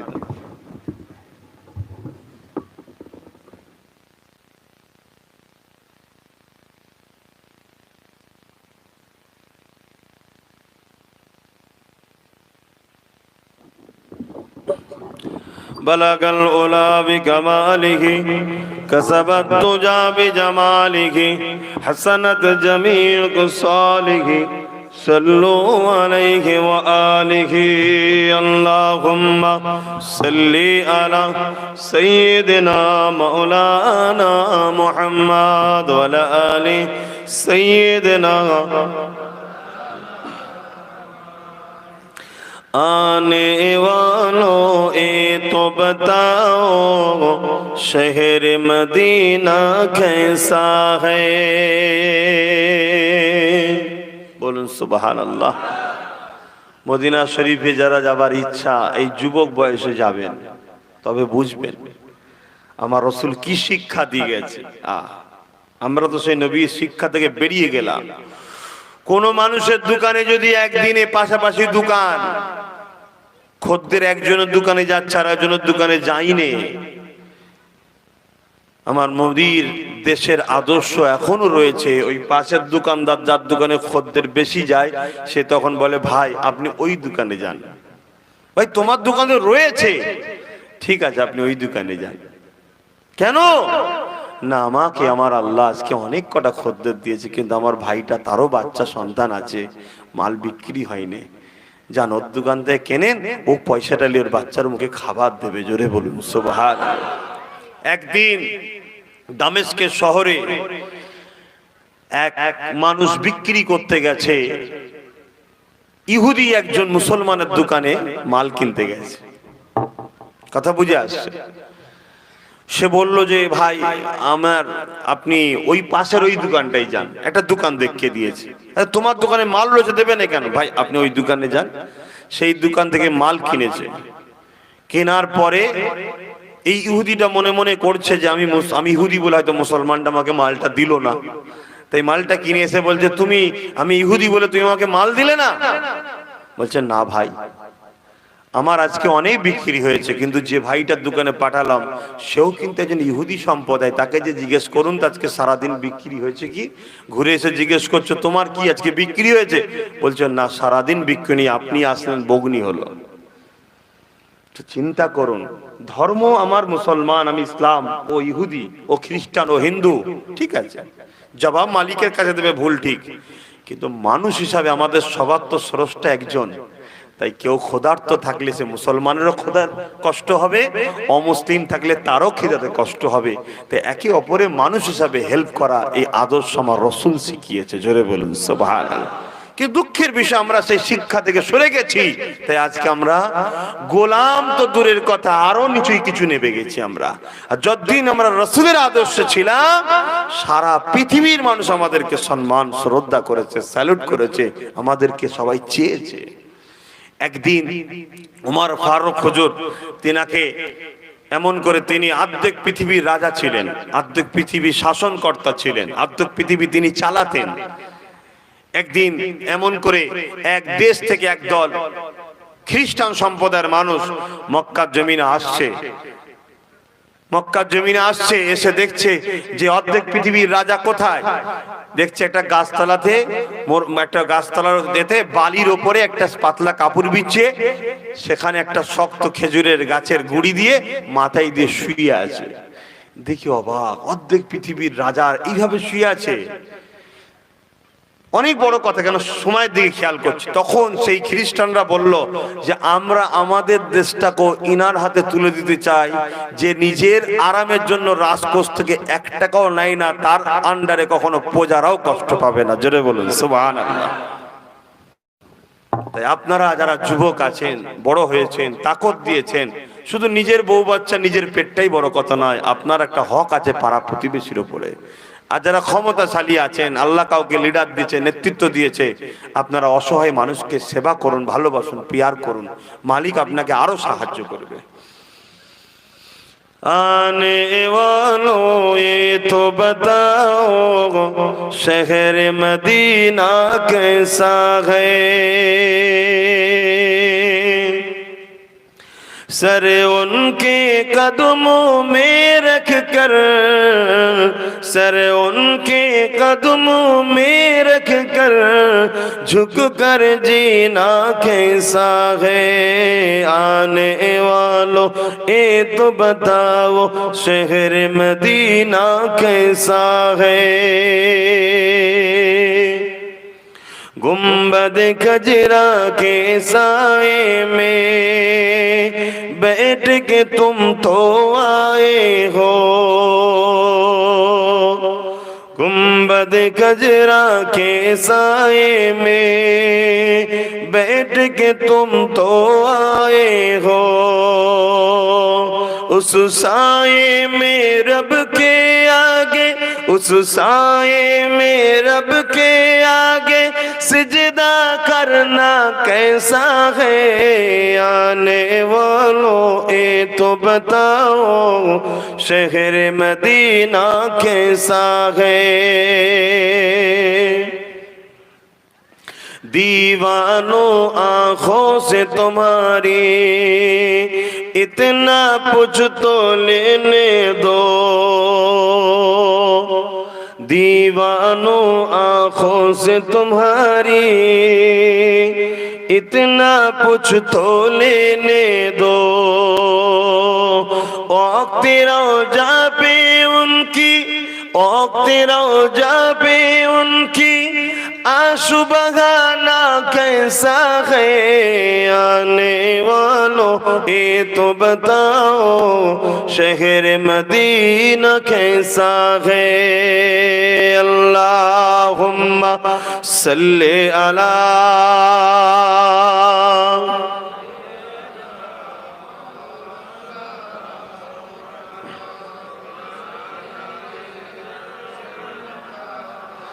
আমার বাপেরা ভাইয়েরা, ওই যে সাইন্সায় দোয়ালমের কন্যার কথা বলছিলাম, ওইটুকু বলে দিয়ে দোয়াটা করে দিই। এ আমার আম্মা বোনেরা, সংসারে অভাব হয়েছে, মহান স্রষ্টা আল্লাহকে বলুন। হতে পারে এটা আপনার জন্য পরীক্ষা। আপনি বলছেন আল্লাহকে ভালোবাসি, আল্লাহ একটু অভাব দিয়েছে, আল্লাহ পাক আপনাকে চোখ কান সৌন্দর্য রূপ যৌবন দিল, এত কিছু দিল, একটু নয় অভাব দিয়েছে, আপনি ধৈর্য হারা হয়ে গেলেন। এত কিছু পেয়ে কেন আপনি খুশি হলেন না? আরেকটা কথা মনে পড়ে গেছে ভাই, অর্থ থাকলে সুখ কিনা যায়? একটা রাজা তার প্রজাকে জিজ্ঞেস করছে, প্রধান উজির বা প্রধান যে দায়িত্বে থাকে তাকে জিজ্ঞেস করছে, হ্যাঁ আমি রাজা, আমার এত কিছু আছে, আমার দেশ কিন্তু রাজতন্ত্র নয়, গণতন্ত্র। এখানে একটা টাকা থাকলেও জনগণের আর হিসাব সবাইকে দিতে হয়, হয়তো এখন হয় না, কিন্তু সিস্টেম। কিন্তু রাজতন্ত্র চালা দেয়, রাজা যা বলবে তাই। রাজা যদি দিনের বেলা বলে এখন রাত তো রাত, কারণ না বলার নেই, গর্দন উড়ে যাবে। তার থেকে গণতন্ত্র অনেক উত্তম, যেখানে মানুষের মতামত একটা রায় চলে। তো ওই সময় রাজা বলছে যে আমার এত কিছু আছে, সুখ নেই কেন? প্রধান উজির বলছে, তাহলে এক কাজ করুন রাজা মশাই, আমাদের বাড়িতে দরবারে একজন কাজ করে, খুবই গরিব, ঝুপড়ির বাড়িতে থাকে, একটা কাজ করে, তাকে কিন্তু কোনোদিন আমরা দুঃখে দেখিনি। খুব ভালো করে শোনো, কোনোদিন দুঃখে দেখিনি। তা তার কাছে পরীক্ষা করলে হয়। তা কি করতে হবে? আপনি 100 স্বর্ণ মুদ্রা দিন। প্রধান উজির তাকে 100 স্বর্ণ মুদ্রা রাজা দিয়েছে। নিয়ে তখন তো স্বর্ণ মুদ্রা পুটলির মধ্যে থাকতো, ওইটা নিয়ে ও থেকে একটা বার করে এখন প্রধান উজির বা সেনা যে আছে প্রধান, সে এখন নিজের পকেটে রেখে দিয়ে, তাহলে ঝুপড়িতে কটা আছে প্যাকেটে? 99টা। 99টা ওকে দিয়েছে, দিয়ে বলছে রাজা মশাই তোকে 100 স্বর্ণ মুদ্রা দিয়েছে। একটা স্বর্ণ মুদ্রা মানে একটা সোনার বাট, মানে দিমাগ খারাপ হয়ে গেছে তার। সে খুশিতে আনন্দে ঘরে গেছে তাড়াতাড়ি, বিবিকে যে বলছে দেখো গো রাজা মশাই আমাকে 100 স্বর্ণ মুদ্রা দিয়েছে। রাত হয়েছে, খাওয়া দাওয়ার পরে জীবনে দেখেন একটার 100 পেয়েছে, খুলে দেখি একটু গুনি। তো খুলে দেখে গুনতে গিয়ে দেখছে কটা পাবে ভাই? 99। ছেলে বলছে আব্বা 99 তো। বলছে কি রে 99 কি কথা? আবার গুন, আবার গুনছে তাই, বিবি গুনছে তাই। বিবি এবার দেখছে কি গো, হ্যাঁ রাজা মশাই দিলে একটা ঠিক করতে পারলে না, হারিয়ে ফেললে, একটা যন্ত্র করতে পারলে না। এই কথা কাটাকাটি হলো সারা রাত। বুঝতে পারছেন না যা হয়, এবারে ঝগড়ি হয়ে গেল। পরের দিন এসেছে রাজ দরবারে, তার মুখ চোখ সব ফুলে আছে, ঘুম হয় না, মন টন খারাপ। রাজা দেখে বলছে তোকে তো কোনোদিন এমন দেখিনি, আজকে এরম কেন? বলছে রাজা মশাই কালকে আপনি আমাকে 100 স্বর্ণ মুদ্রা দিয়েছিলেন তো। বলছে হ্যাঁ। তাতে কি হয়েছে? বলছে ওর মধ্যে গুনতে গিয়ে দেখি 99টা, একটা হারিয়ে ফেলেছি বলে আমার বিবি আমার উপর রাগ করেছে, সেইলে ঝগড়া হয়ে গেছে। তখন সেনাপ্রধান ভাই উজির বলছে প্রধান যে ভাই 100 স্বর্ণ, একটা স্বর্ণ মুদ্রা এই যে আমার কাছে, কিছু মনে করিনি, আমার যেটা পরীক্ষা করার ছিল সেটা হয়ে গেছে, তুমি যাও। দিয়ে দিতে চলে গেছে। রাজাকে বলছে রাজা মশাই রোগ পাওয়া গেছে, সুখ নেই কেন? বলছে কি করে? বলছে ও জীবনে একটা পাইনি, 100টা বলেছি 99টা পেয়েছে। ও তো 99টা নিয়ে খুশি হওয়া দরকার ছিল, যেটা পাইনি সেটাকে নিয়ে ব্যস্ত। তা আমরা মানুষ এমন, যেটা আছে তার উপরে খুশি হইনি, যেটা নাই কেন হইলে পেরেশান। তা তোমার একটা রাজাত্ব আছে, ওটি আপনি খুশি না, ওই পাশের রাজার দখল করব, ওইটা দখল করবে, এইলে আপনি পেরেশানে আছেন তো? বলছে হ্যাঁ। বলছে এই জন্য আপনার সুখ নেই, যেটাই আছেন ওটাকে নেন। তা আমাদের শরীরে দুটো চোখ আছে, কান আছে, হাত আছে, পা আছে, একবেলা খাওয়া হয়েছে, এই নিয়ে সুখে থাকা দরকার। নাই যেটা সেইটা নিয়ে আমরা পেরেশান, এই জন্য আমরা বিপদে পড়ি, এই জন্য আমাদের মধ্যে এত অশান্তি, দুঃখ, কষ্ট। আল্লাহ নবী তো জানের বাদশা হাবিবুল্লাহ বাবারা শুনে কে দা তো জানের সাইসা ছিলেন তিনার কন্যার কথা বলতেছিলাম ফাতেমা জাহরা হুজুরের বাড়িতে কয়েকদিন খাওয়া হয় না দিন রাত শুকিয়ে রয়েছে তথাপিও তিনারা নারাজ হয়নি হযরত আলী নবী দরবারে বসে রয়েছে এমন সময় একজন অর্থশালী মানুষ আমার নবী পাককে একটা খাসি নজরানা হিসাবে দিয়েছে হযরত আলী এটা দেখার পরে নিজের ঘরে এসে স্ত্রীকে বলতে গেছে এই নবী পাকের বেটি ফাতেমা আল্লাহ নবীকে একজন একটা খাসি নজরানা দিয়েছে আমরা তো কয়েকদিন খাইনি ক্ষুধার্ত আছি যার নবী পাকের কাছে গিয়ে ওই খাসিটা নিয়ে আসে হযরত ফাতেমা চলে গেল আব্বা জানকে যে বলতে লাগলো আব্বা জান আপনি দোনোজানের বাদশা সহিংসা আপনার মেয়ে ফাতেমা আজ কয়েকদিন ক্ষুধার্ত রয়েছে তথাপিও আমি কোনোদিন আল্লাহ কাজের কাছে অভিযোগ জানাইনি আল্লাহ জিহালে রেখেছে শুকরিয়া কেন আমি ফাতেমাকে তিনি সৃষ্টি করেছেন তিনি নিশ্চয়ই আমাকে পরীক্ষা নিচ্ছেন তাই ধৈর্য করে আছি কিন্তু আমার স্বামী পাঠিয়েছে কয়েকদিন ক্ষুধার্ত তিনিও রয়েছে আপনার কাছে যে খাসিটা বকরিটা নজরানা হিসাবে দিয়েছে ওটাকে দিয়ে আল্লাহ নবী কি বলেছিল ফাতেমা আমি তোমাকে খুনি খাসিটা দিয়ে দেবো নিয়ে চলে যাও কিন্তু আর একটা কথা তোমাকে কিছু দোয়া শিখাবো যে দোয়াগুলো তোমার আখিরাতে কাজে লাগবে আল্লাহকে পাবে খুশি হবে এ ফাতেমা আখিরাত নেবে না খাসি নেবে ওই সময় ফাতেমা ক্ষুধার্ত অবস্থায় বলেছিল আব্বা জান আপনি আমাকে দোয়া শেখান এই দুনিয়ায় আমি শান্তি চাই না আমি আমার আল্লাহকে পেতে চাই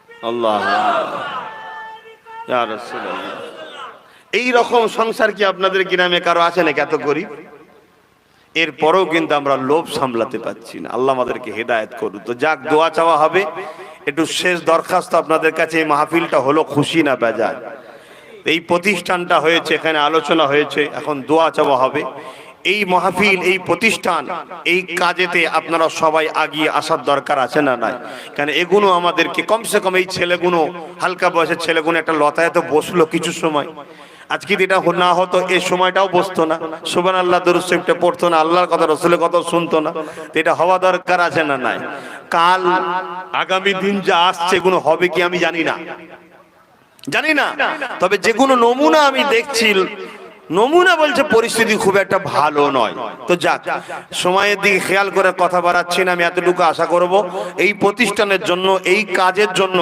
প্রত্যেকে পকেটে হাত দিয়ে যার যা খুশি শরীক হবেন একটু দোয়াতে পকেটে হাত দেন যার যা খুশি একটু শরীক হন কেন এটা আমরা নিজেরাই করি নিজেদের অর্থ থেকে তাই তো নাকি না এ থেকে আপনারা বিল টিল কাটেন পাবলিককে ধরে পয়সা নেন নাকি আমরা নিজেরাই করি তো দেন যার যা খুশি কোনো চাপাচাপি নেই তবে যে যেমন দেবেন আল্লাহ তাকে তেমন দেবে নাই আলাদা কথা থাকতে যেন ফিরিয়ে দেবেন না এক আমি বললাম আপনার নবীর খানদানের সন্তান দ্বিতীয় কথা ভাই কোনো মাহফিলের জন্য কোরআনের আলোচনা হলো দ্বীন ইসলামের আলোচনা হলো শরিয়াতের আলোচনা হলো হক হালালের আলোচনা হলো আর সকলে বিসমিল্লাহ শরীফের সঙ্গে 11 বার দরুদ শরীফ 3 বার শরীফ ফাতিহা 10 বার শরীফ ইখলাস শরীফ তেলাওয়াত করুন দোয়া চাওয়া হবে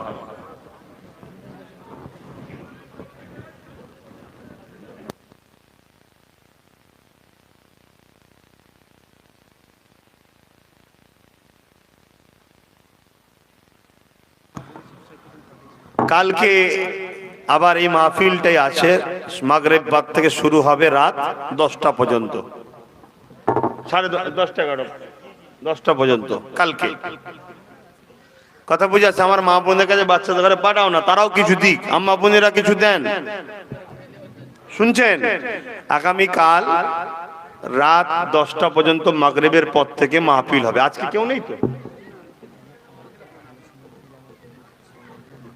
ঠিক আছে শোনেন ফুরফুরা শরীফ থেকে মুজাদ্দিদ জামান দাদা হুজুর রহমাতুল্লাহ আলাইহির মাদ্রাসা থেকে পড়াশোনা করেছেন হযরত মাওলানা মোহাম্মদ সাহাবউদ্দিন ফাতি সাহেব তিনি কালকে আছেন আপনারা সকলে মাহফিলে আসবেন আর একটা বিশেষ কথা আমি একটা সংগঠন চালাই অরাজনৈতিক ধর্মীয় সংগঠন ফুরফুরা শরীফ আহলে সুন্নাত ওয়াল জামাত।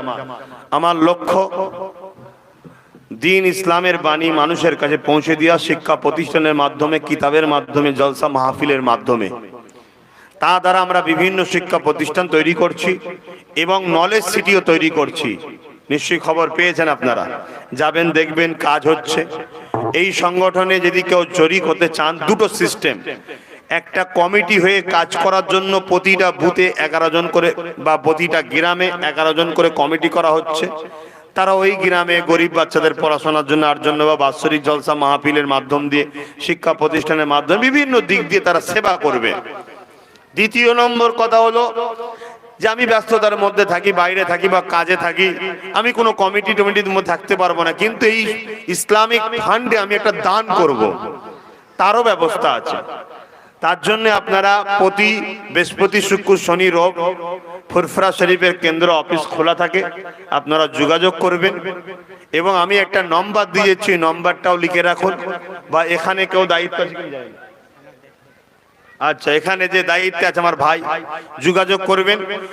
আপনারা নম্বরটা লিখে নিতে পারেন। তবে একটা কথা মাথায় রাখবেন, সেই কথা হলো এটাই, এই সংগঠনের পক্ষ থেকে কোনো রকম বিল কালেকশন বা চাঁদা তোলা হয় না। একটা সংগঠন কমিটি করতে গেলেও তারও একটা ফর্ম চার্জ বা মাসিক একটা চার্জ আছে, যে দ্বারা আমরা শিক্ষা প্রতিষ্ঠানের পিছনে খরচ করি। আমরা অনেক ছেলেকে ল নিয়ে পড়াচ্ছি, উকিলি নিয়ে, কি বলে, ডাক্তারি পড়াচ্ছি, কথা বুঝে আসছে, বিভিন্ন শিক্ষায় পড়াচ্ছি। তার জন্য প্রতিটা মেম্বার যে হবে কমিটির মধ্যে, তাদেরকেও একটা মান্থলি 100 করে টাকা নেওয়া হয়। ওটা ডাইরেক্ট প্রতিটা বুথের যে কমিটির লিডার আছে তার মাধ্যম দিয়ে, বা যখন যাবেন বছরে একবার সেখানে ফুরফুরা শরীফে কেন্দ্র অফিসে, বা আপনার যে এলাকার দায়িত্বে আছে বুথের, তার মাধ্যম দিয়ে পাঠাতে হবে। দ্বিতীয় নম্বর, যদি কেউ বলে আমি দায়িত্ব নেবো না, এমনি কিন্তু ইসলামী ফান্ডে ডোনেট করব, তাতে আমাদের কোনো নির্ধারিত কিছু বাধা নেই। কেউ বছরে 1000ও শরিক হতে পারে, কেউ 2000, কেউ 3000, কেউ 5000, কেউ 20,000, যার যেটা অবকাশ আছে। যে আমি তো সময় দিতে পাই না, আমার ভাই তো করছে ভালো কাজ, নলেজ সিটি করছে, ভাইয়ের সংগঠনের পাশে দাঁড়াবো, সেটাও কিন্তু ওইখানে গিয়ে আপনাকে নাম এন্ট্রি করতে হবে। তার জন্য কোনো ফর্ম লাগবে না, কিন্তু আমাদের খাতা আছে, সেই খাতায় নাম তুলতে হবে। সেটাও দিবার সিস্টেম দুটো, এক ডাইরেক্ট ওখানে গিয়ে আমার হাতে, বা আমার সংগঠনের ফান্ডের অ্যাকাউন্টে, দ্বিতীয় কোনো জায়গায় নয়। এই কথাটাকে খুব ভালো করে মনে রাখবেন। বুঝাতে পারলাম? আমার এই ভাই দায়িত্বে আছে, কি নাম, হাফেজ আনামুল্লাহ সাহেব, তিনি দায়িত্বে আছেন। ইনার কাজ কি? মানুষকে, সদস্য যারা হতে চায় তাদের লিস্ট তৈরি করা, তাদের কাছে ফর্ম পৌঁছে দেওয়া, এবং ওই বুথের যে দায়িত্বে আছে তার কাজ কি? তার যে পাশে 10 জন আছে, মোট 11 জন, তাদেরকে তাদের মান্থলি যে ফিজটা, দানটা, সেটা সে পৌঁছে দেবে। আপনারা অনেকে কি করেন, অনেক জায়গায় গাফলতি করেন, যা তার হাতে দিয়ে দেন, এতে কিন্তু সমাজকে খারাপ করছেন এক প্রথম। দ্বিতীয় নম্বর, নিজেদের লক্ষ্য কিন্তু পৌঁছাতে পারছেন না। তাই আমি নম্বরটা বলছি, আপনারা একটু লিখে নেন, 9830825982। আরো একবার বলছি, 9830825982। এই সংগঠন যারা দান করবেন বা এর কমিটির মধ্যে ঢুকবেন, একটা কথাকে খুব ভালো করে জেহেনে ঢুকিয়ে নেন, এই সংগঠন থেকে একটা কথাকে মাথায় ঢুকিয়ে নেন, আমরা করব শুধুমাত্র আল্লাহ রসুলকে খুশি করার জন্য। কোনো লোভ, কোনো লালসা, কোনো পদ, কোনো মর্যাদা এ লিবার আশায় কিন্তু এই সংগঠনে এসে কোনো লাভ নাই। শুনতে পেয়েছেন? শুধুমাত্র আল্লাহ রসুলকে খুশি করার জন্য আমরা আল্লাহর সৃষ্টি মানুষকে সেবা করব, আল্লাহর সৃষ্টির মানুষ জাতির মধ্যে যারা ব্রেনিয়াদের পড়াশোনার গরিবদের ব্যবস্থা করব, কথা বুঝে আসছে, শিক্ষা প্রতিষ্ঠান তৈরি করব, এটাই হচ্ছে আমাদের মূল লক্ষ্য। এবং এ থেকে ফুরফুরা শরীফে 100 বিঘে জমির ওপরে পীর আবু বকর সিদ্দিক নলেজ সিটি তৈরি হচ্ছে, যেখানে সর্বপ্রথম আমরা মাতৃশোধন করছি। আলহামদুলিল্লাহ, তার কাজ অনেকটা এগিয়েছে, আপনারা হয়তো সোশ্যাল মিডিয়াতেও দেখছেন। يا أيها الذين آمنوا صلوا عليه وسلموا تسليما اللهم صل على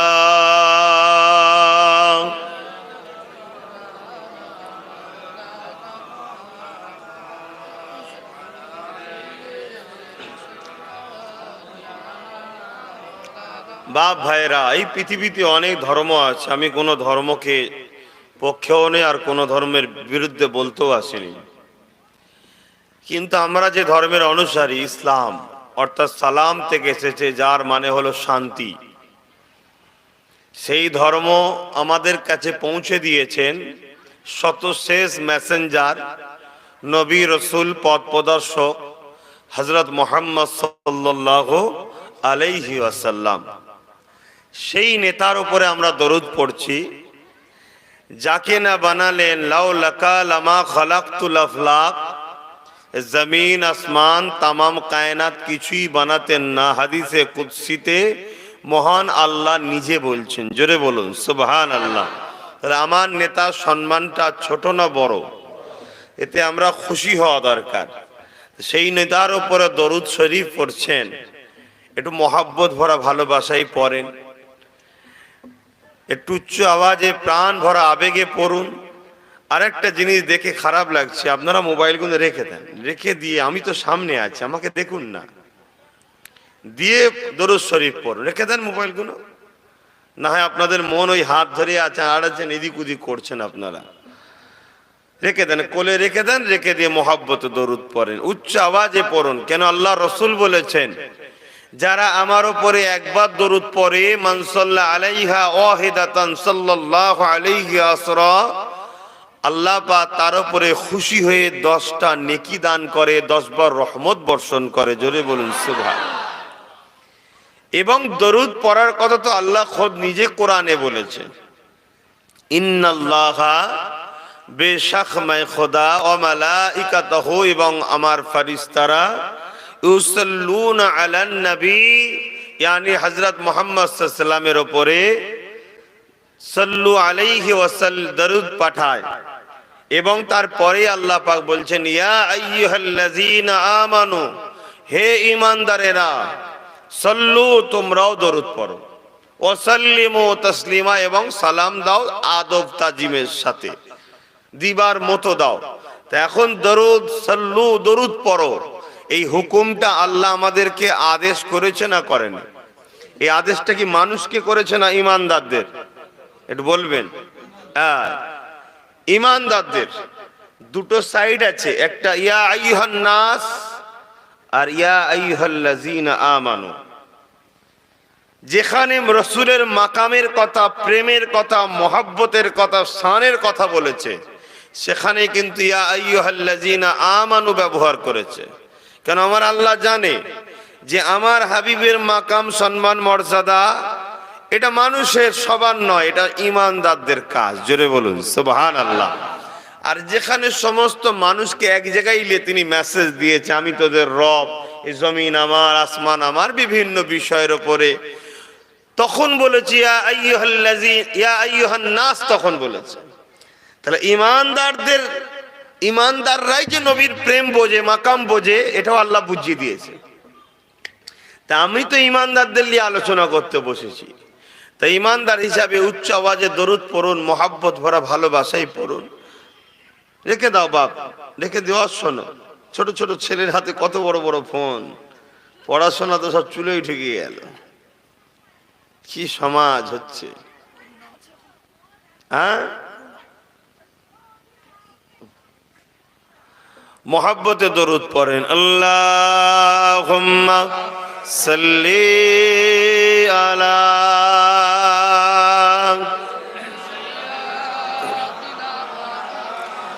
মাওলানা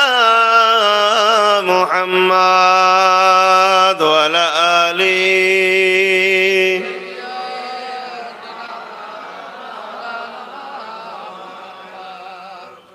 हमें जानो दिल से प्यारा मोहम्मद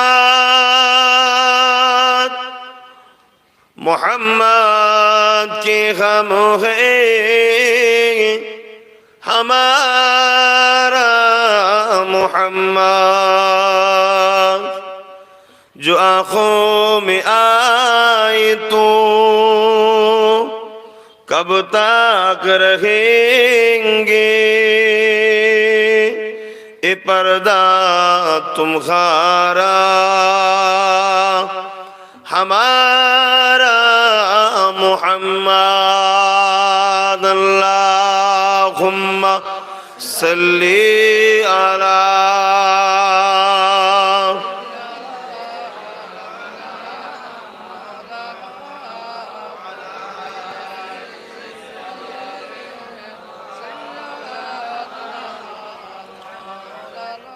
फलक के नजारों,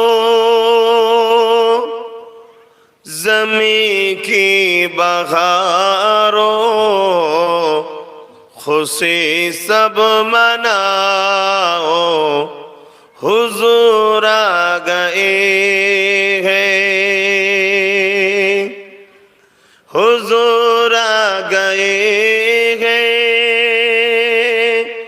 हुजूर आ गए हैं, हुजूर आ गए हैं, हुजूर आ गए हैं। उठो गम के मारो, चलो बेसहारो, खबरें सुनाओ, हुजूर आ गए हैं।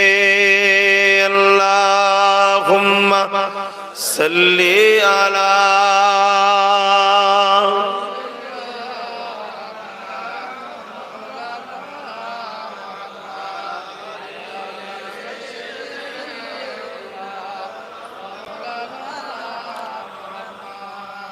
अनोखा निराला उजीसानाया, ओ सारे रसूलों का सुल्तान आया। अनोखा निराला उजीसानाया, ओ सारे रसूलों का सुल्तान आया। उठो गम के मारो, चलो बेसहारो, खबरें सुनाओ, हुजूर आ गए हैं। अल्लाहुम्मा सल्ली अला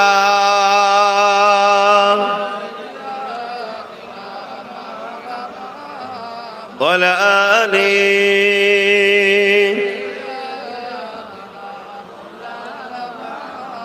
कलमे ला इलाहा इल्लल्लाह, ला इलाहा जरे जरे ला इलाहा इल्लल्लाह, ला इलाहा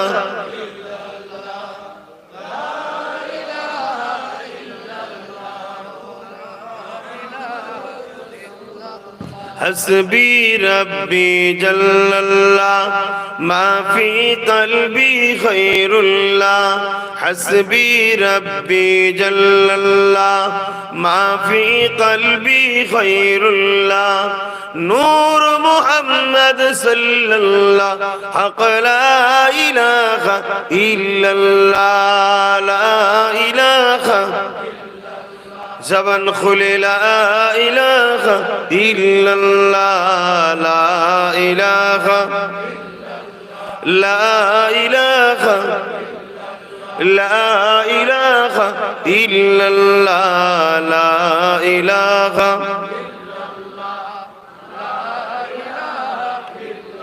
बुलबुल तोती परवाना, हर एक उसका दीवाना।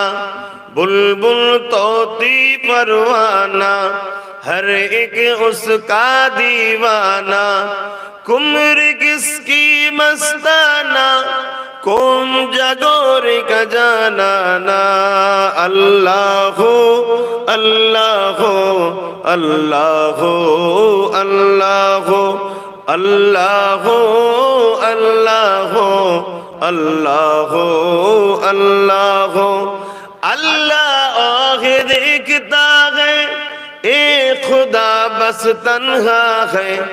अल्लाह आगे देखता है, एक खुदा बस तन्हा है। कोई न उसका जैसा है, कोई न उसका जैसा है, एक ही सबका पलता है।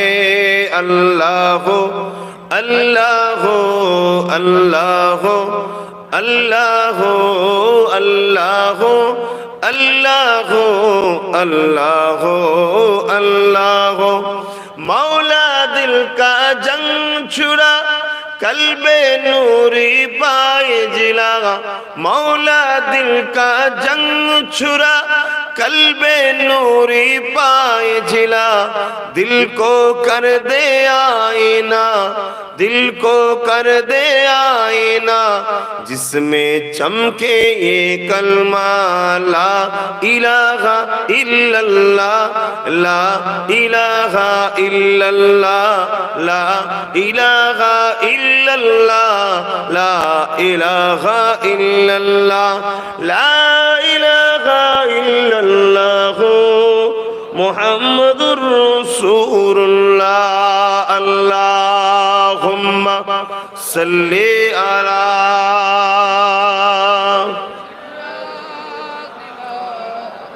मौलाना मुहम्मद व अला आलिहि।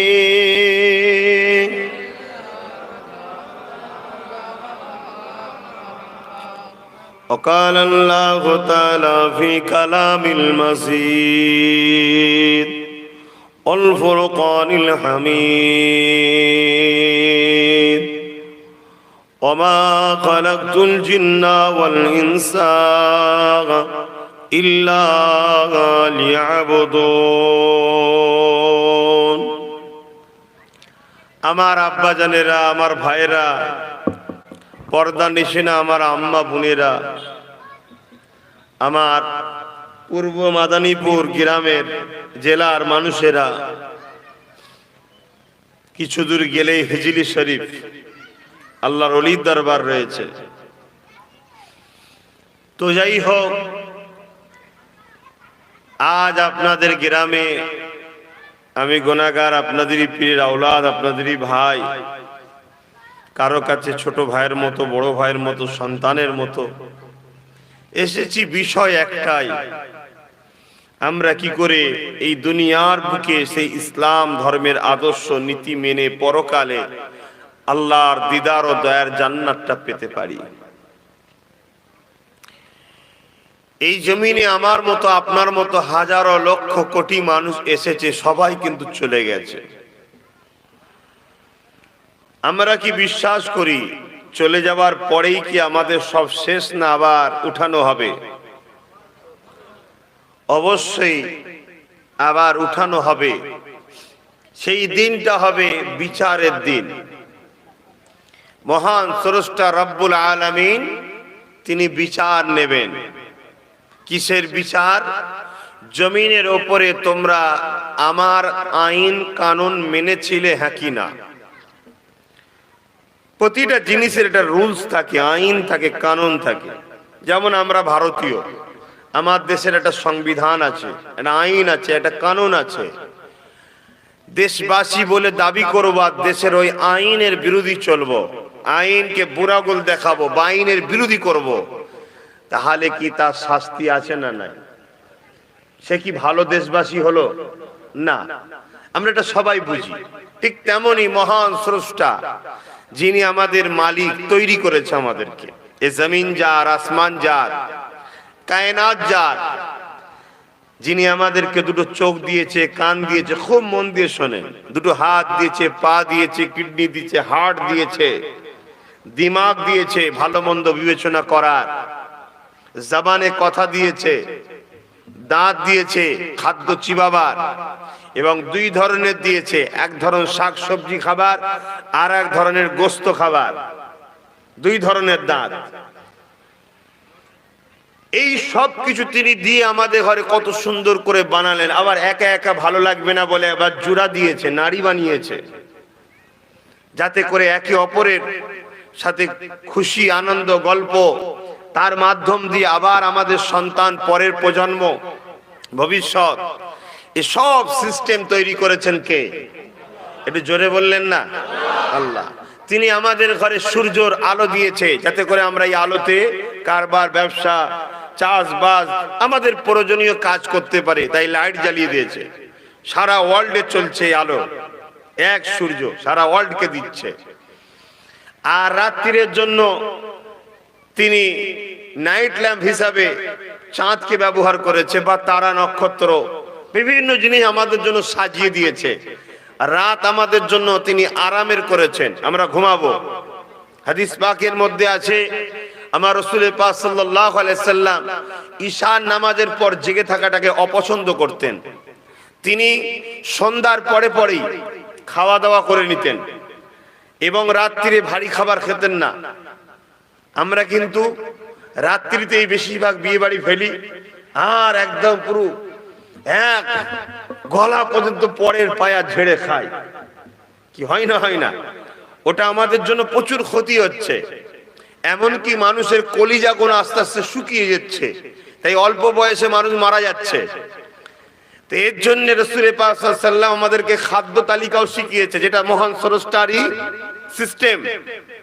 কেন? যিনি এটা তৈরি করেছে বডিটাকে, তিনার থেকে ভালো এই বডি সম্বন্ধে কেউ জানে না। তিনি কে? আল্লাহ। তিনি মুহাম্মদ রাসূল দ্বারা আমাদেরকে জানিয়েছে। মুহাম্মদ রাসূল সাল্লাল্লাহু আলাইহি সাল্লাম জীবন আদর্শটাই হচ্ছে আমাদের জন্য মডেল। লাকাদ কানা লাকুম ফি রাসূলিল্লাহি উসওয়াতুন হাসানা। উসওয়াতুন মানে হচ্ছে মডেল। তোমরা তোমাদের লাইফ স্টাইলটাকে আমার দোস্ত মুহাম্মদ সাল্লাল্লাহু আলাইহি সাল্লামের অনুসরণ করে চালাও। তিনি কিভাবে নামাজ পড়েছে তোমরা পড়ো, কিভাবে রোজা রেখেছে তোমরা রাখো, কিভাবে লেবাস পরেছে পড়ো, চেহারায় কিভাবে তিনি করেছে সেটা দেখো, তিনার কারবার, ব্যবসা বাণিজ্য কিভাবে করেছে বা করতে বলেছে, সংসার কিভাবে করেছে বা করতে বলেছে, তিনি খাদ্য কিভাবে খেতেন, কোন জিনিস খেতেন, কোন জিনিস খেতেন না, কোন জিনিস খেতে নিষেধ করেছে, কোনো ফলো করো। কেন? ওটাই হলো একমাত্র কোরআনের এবং আল্লাহ পাকের পক্ষ থেকে আমাদের জন্য মডেল। এবং আম্মা জান আয়েশা সিদ্দিকা রাদিয়াল্লাহু তাআলা আনহা বলেন, কানা খুলুকুল্লাহুল কোরআন। আমার নবীর লাইফ স্টাইলটাই হলো কোরআন। জোরে বলুন সুবহানাল্লাহ। অর্থাৎ কোরআন কার বাণী? এই একটাই আল্লাহর বাণী না আরো আছে?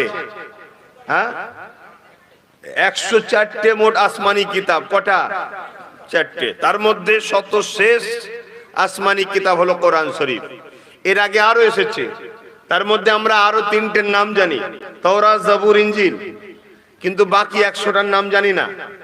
তাই কোনো মানুষ যদি কোনো ধর্মগ্রন্থকে বিষয়ে কিছু ভালোবাসে, আমাদের সেই বিষয়ে মন্তব্য করার অধিকার ইসলাম দেয়নি।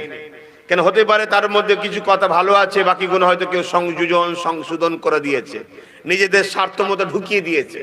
হতে পারে তার মধ্যে কিছু ভালো কথা আছে, তাই আমি জানি না, বলবারও দরকার নেই, মানারও দরকার নেই। কেন? আমি শেষ চূড়ান্ত ফাইসাল্লা যখন পেয়ে গেছি, আগে কি ছিল ওটা আমার আর দেখা চলবে না।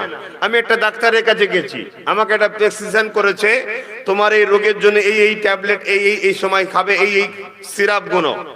হঠাৎ করে 1 মাস পরে গেলাম, ওই আগের গুলো ক্যান্সেল করে দিয়ে নতুন করে আমাকে আবার কিছু ট্যাবলেট সিরাপ লিখে দিল।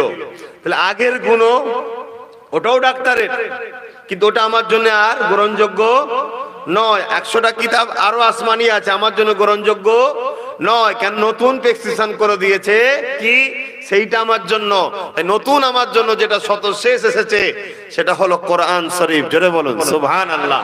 এটা এসেছে পুরো মানুষ্য জাতির জন্য, কোন একটা ব্যক্তি, পার্সন, জাত, গোষ্ঠী নয়, পুরো মানুষ্য জাতির জন্য কোরআন হলো লাইফ স্টাইলের জন্য।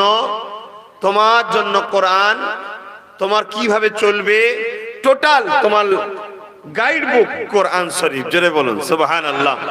তা আমি যে কথা বলছিলাম, তাহলে সেই রাসূল পাক সাল্লাল্লাহু আলাইহি সাল্লাম তিনি আমাদের ঘরে সব শিক্ষা দিয়েছে, তো যাতে করে এই মাহফিলে বসে আমরা সেই আদর্শগুলো শিখে আমাদের জীবন এবং সমাজকে পরিবর্তন করতে পারি, আমাদের লাইফ স্টাইলটা খারাপ থেকে ফিরিয়ে এনে নাই সত্যের দিকে নিয়ে যেতে পারি।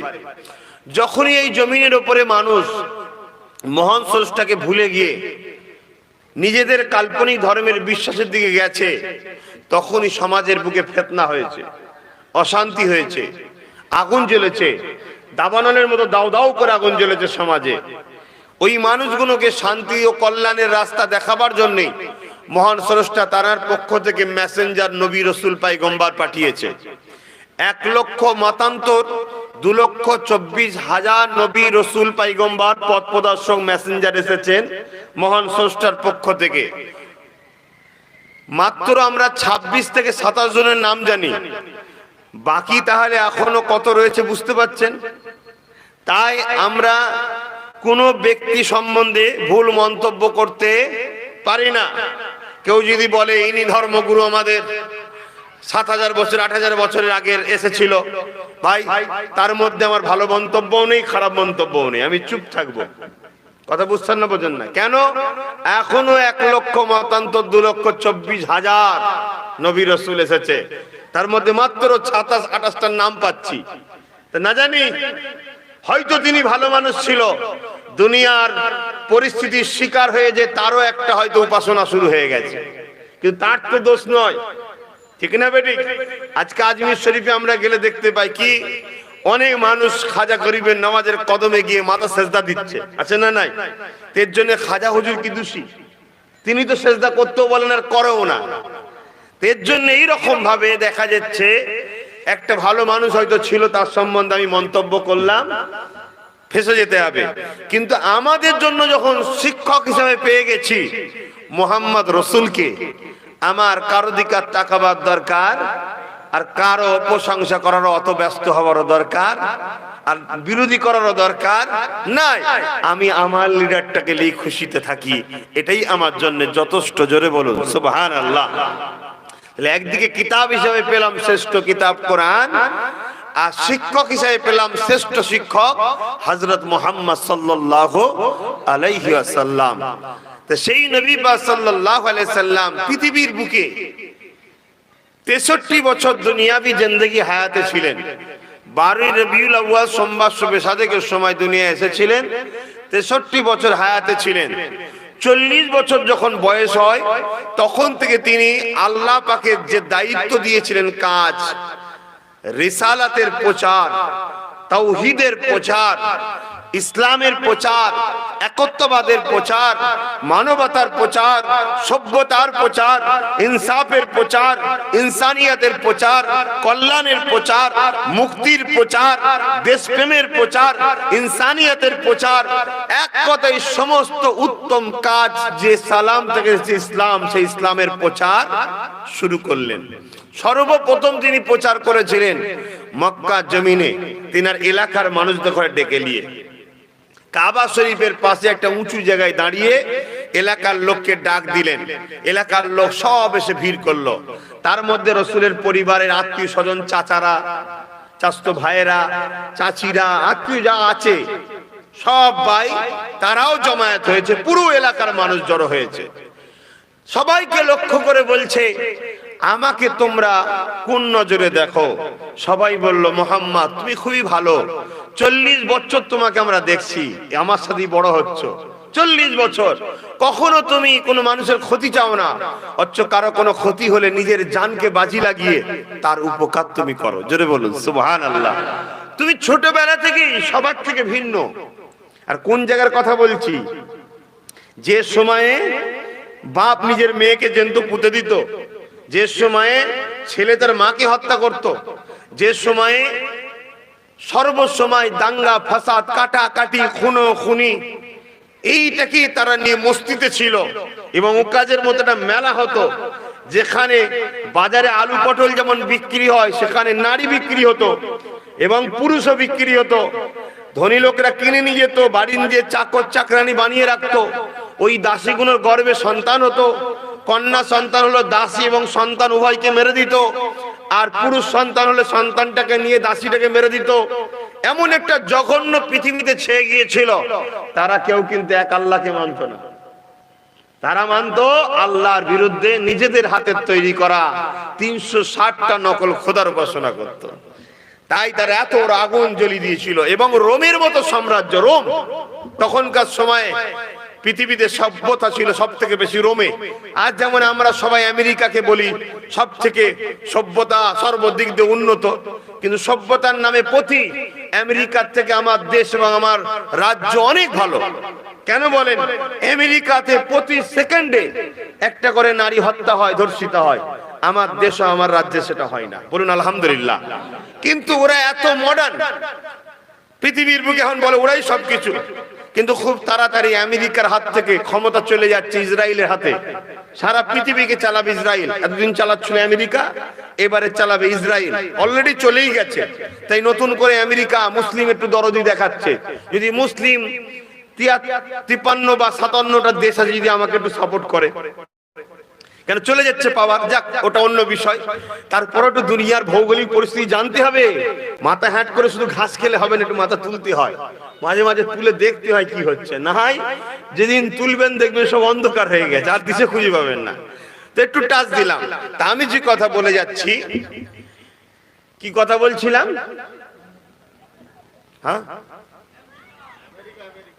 আমেরিকা, বেশ ভালোই মনে আছে। আমেরিকা কি হয়েছে? হ্যাঁ, তখনকার সময়ে ছিল রোম শিক্ষিত, সেটা বলছিলাম। রোম ছিল তখনকার সভ্যতার উন্নয়নে নিজেদের ঘরে দাবি করত, কিন্তু সভ্যতার নামে এত বড় বড় অসভ্য ছিল। কেমন দেখুন, তারা বড় বড় গ্যালারি তৈরি করে রেখেছে।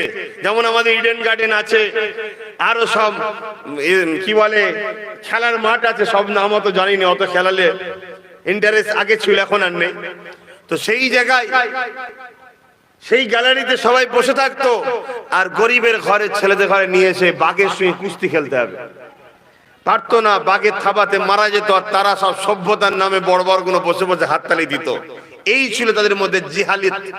এই সব অবস্থাতে এই পৃথিবীর মানুষগুলোকে শান্তি দিবার জন্য মুহাম্মদ রাসূলকে মহান স্রষ্টা পাঠিয়েছেন। জোরে বলুন সুবহানাল্লাহ। মুহাম্মদ রাসূল শুধু আব্বাস সিদ্দিকীর না, আমাদের নয়। আমি মানি তাই বলি আমার। যেমন পানি সবার জন্য, বিভিন্ন নামে ডাকতে শিখিয়েছে, কিন্তু যার পিপাসা লেগেছে সে গেলেই কিন্তু আরাম পাবে, ঠিক না বেটি? তো তোমায় নিতে হবে, শান্তি পাবে। মুহাম্মদ রাসূল হলো সবার জন্য। তাই তিনি সর্বপ্রথম ওই মক্কায় তেনার পরিবার দেখে ডেকে বলল, আচ্ছা আমি যদি বলি একটা পাহাড় দেখাচ্ছে, ওই পাহাড়ের পিছনে একদল সৈন্য আছে, এক্ষুনি বাহির হবে, তোমাদের উপরে ঝামলা করবে, তোমরা কি মেনে নেবে? তখন সবাই বলল হ্যাঁ মেনে নেব। রাসূল বললেন তোমরা তো দেখো না, মানবে কেন? তখন তারা বলেছিল মুহাম্মদ সাল্লাল্লাহু আলাইহি সাল্লাম, তোমাকে 40 বছর দেখছি, কোনোদিন তুমি মিথ্যা বলনি, তুমি আল আমিন। জোরে বলুন সুবহানাল্লাহ। চির সত্যবাদী, যেখানে কোনো মিথ্যা হতেই পারে না। তুমি সাদিক, সত্যবাদী, আমিন, তুমি চির সত্যবাদী। রাসূল পাক সাল্লাল্লাহু আলাইহি সাল্লাম তখন বললেন, শোনো, তোমাদের মালিক হলো একজন, লিল্লাহি মা ফিস সামাওয়াতি ওয়া মা ফিল আরদ, যিনি হলেন আল্লাহ, তিনি আমাকে পাঠিয়েছে। তোমরা ভুল রাস্তায় চলছো, তোমাদের ঘরে তার রাস্তা যে জন্য তিনি বানিয়েছেন সেই রাস্তা দেখাবার জন্য আমাকে পাঠিয়েছে। এর আগে মারইয়াম আলাইহিস সালামের সন্তান ঈসা আলাইহিস সালামকে পাঠিয়েছিল, তার আগে ঈসা আলাইহিস সালাম, ইসমাঈল আলাইহিস সালাম, ইব্রাহিম আলাইহিস সালাম, এইভাবে সব নবী রাসূল এসেছিলেন। এখন আমি মুহাম্মদকে পাঠিয়েছে, তোমরা পড়ে লাও লা ইলাহা ইল্লাল্লাহু মুহাম্মাদুর রাসূলুল্লাহ। সঙ্গে সঙ্গে যারাই বলেছিল তুমি চির সত্যবাদী, তারাই আমার রাসূলের বিরুদ্ধে লেগে গেল। কেন? তারা বলছে দীর্ঘদিন আমার বাপ দাদু যা করে আসছে, 500 বছর তো কোন নবী আসেন, আমরা সেটা ছেড়ে দিই কি করে? তাহলে তাদের কাছে এত সত্যবাদী থাকার পরও যখনই বলল যে তোমাদের মালিক একজন, লা ইলাহা ইল্লাল্লাহ, নেই কোনো ইলাহ, একজন আছে, তিনি হলেন আল্লাহ। জোরে বলুন সুবহানাল্লাহ। তখন তারা বলতে লেগেছে, কেউ কেউ বলছে যে আল্লাহকে হঠাৎ করে তুমি এরকম কথা শোনাচ্ছ, আমরা তো লাতকে মানি, উজ্জাকে মানি, হোবলকে মানি। তাদের সব বড় বড় বড় বড় সব খোদার নাম ছিল তখনকার সময়, এদেরকে মানি, এই আল্লাহটাকে। তখন আমার আল্লাহ আমার হাবিবের দ্বারা আমাদেরকে জানালেন বা দুনিয়ার মানুষকে জানালেন, হাবিব বলুন কুল হু আল্লাহু আহাদ, আল্লাহ সে যিনি এক অদ্বিতীয়, জোরে বলুন সুবহানাল্লাহ। আল্লাহুস সামাদ, আল্লাহ তিনি যিনি কারো মুখাপেক্ষী নন। কিন্তু তোমরা যার উপাসনা করছো সে তোমাদের মুখাপেক্ষী, তোমরাই তৈরি করেছো। তোমরা তোর খালেক, তুমি এর তোমাদের খালেকে হয় কি করে? তারা বলছে না, এটা আমাদের স্রষ্টার একটা কাল্পনিক ভাবে আমরা তৈরি করেছি। প্রভুকে যখন দেখো না, প্রভুর বিকৃতি তৈরি করাটা মহাপাপ, ঠিক না বেটি? আব্বাস সিদ্দিককে দেখতে এক ধরনের, আর আমার একটা কার্টুন তৈরি করলেন, আমার সাথে মিলছে না, তাহলে আমাকে হেয় করা হলো না? আমাকে তুচ্ছ তাচ্ছিল্য করা হলো, অপমান করা হলো। এইভাবে রাসূল পাক সাল্লাল্লাহু আলাইহি ওয়াসাল্লাম তাদেরকে বুঝাচ্ছে, কেউ মানে না। তখনকার লিডার ছিল আবু জেহেল, উতবা, সাইবা। তারা তখন আগিয়ে এসে আমার রাসূলের সঙ্গে একদিন বিয়াদবিও করলো। লা হাওলা ওয়ালা কুওয়াতা ইল্লা বিল্লাহিল আলিয়্যিল আযীম। বলার উদ্দেশ্য এই কথাগুলো এই জন্যে যে অনেক কষ্টর পরে তুমি তোমার মালিককে চিনতে পেরেছো। অত সহজে আল্লাহ পাওনি, অত সহজে তুমি তোমার খালেক, তোমার রবকে চিনতে পারোনি। কিন্তু আজ তোমরা সেই রবকে ছেড়ে দিয়ে দুনিয়ার দাসত্ব হয়ে গেছো, দুনিয়াকে খোদা বলে তোমরা মেনে নিয়েছো। দুনিয়ার লোভ লালসা তোমাদের এখন প্রভু হয়ে দাঁড়িয়েছে। এমন ভাবে তার পিছনে তোমরা ছুটছো যেন মনে হচ্ছে এইগুলোই তোমার খোদা। আছে না নাই? এই জন্য বুঝাতে চাইছি যে মৃত্যু সবার হবে, নিঃশ্বাসের কোনো বিশ্বাস নাই, জবাব কিন্তু তোমাকে দিতে হবে তোমার স্রষ্টার কাছে। এমনি এমনি তোমাকে সৃষ্টি করা হয়নি, এমনি এমনি আব্বাস সিদ্দিকীকে সৃষ্টি করা হয়নি, এমনি এমনি আমার মালিক আমাকে জবানে কথা দিয়ে দেয়নি, এমনি এমনি চোখ আমায় দেয়নি যে এক মুহূর্তে জমিন দেখলাম, এক মুহূর্তে আসমান দেখবো। কেউ এক মুঠো যদি ভাতও দেয় এমনি এমনি দেয় না, তার বিনিময়ে কিছু স্বার্থ থাকে। আর তোমার মালিক তোমাকে কোটি কোটি টাকা সম্পদ দিয়েছে এমনি এমনি। দুটো চোখের দাম লক্ষ লক্ষ টাকা, দুটো হাতের দাম লক্ষ লক্ষ টাকা, দুটো পায়ের দাম লক্ষ লক্ষ টাকা, দুটো কিডনির দাম লক্ষ লক্ষ টাকা, হার্টের দাম লক্ষ লক্ষ টাকা, দুটো পায়ের দাম লক্ষ লক্ষ টাকা। যে দিমাগ আজকাল আমরা লাগাই না, একটু দিমাগ লাগানো দরকার। ওই দিমাগের দাম কত? লক্ষ লক্ষ। সবচেয়ে বড় কথা, তোমাকে জিন্দেগিটা দিয়েছে কে? এখনো যে বেঁচে আছো কে বাঁচিয়ে রেখেছে? এরকম একটা জিনিস এখানে এরকম এরকম হচ্ছে, আমার আলোচনায় অসুবিধা হচ্ছে, এরকম এরকম হচ্ছে, এরকম হয়ে রয়ে গেলেও শেষ, আর এরকম হয়ে খুলে রয়ে গেলেও না মূল্যও শেষ। এইটা কার ইশারায় চলছে? এই মেশিনটা মোটর লাগিয়েছো নাকি? হ্যাঁ, এই কিছুদিন আগে একটা মহামারী চলে গেল। আল্লাহ যেন এইরকম বিপদ থেকে আমার দেশ ও দেশবাসীকে হেফাজত করে, বলুন আমিন। সেই সময় অনেকে হসপিটালে ভর্তি হয়েছে, কার 20,000, 25,000, 30,000 টাকা করে বিল, তারপরও বাঁচতে পেরেছে। তাহলে কে তোমাকে নিঃশ্বাস দিচ্ছে? এমনি এমনি, এমনি এমনি দিয়েছে, তাই তো? বেকার না, কিছু কাজ দিয়েছে। কি কাজ? চুরি করো, ডাকাতি করো, খুন করো, মারপিট করো, মা বাপকে মারো, স্ত্রীকে মারো, এজন্য দিয়েছে নাকি? কি দিয়েছে? ইল্লা লিয়াবুদুন, তোরা শুধু আমার দাসত্ব করবি, আমার নিজাম, আমার আইন অনুযায়ী চলবি। জোরে বলুন সুবহানাল্লাহ। আল্লাহ তোমার আইন কি? আমার আল্লাহ বলছেন, মা আতাকুমুর রাসূল ফাখুযুহু ওয়া মা নাহাকুম আনহু ফান্তাহু। রাসূল যা আদেশ করেছে মেনে নে, নবী যা নিষেধ করেছে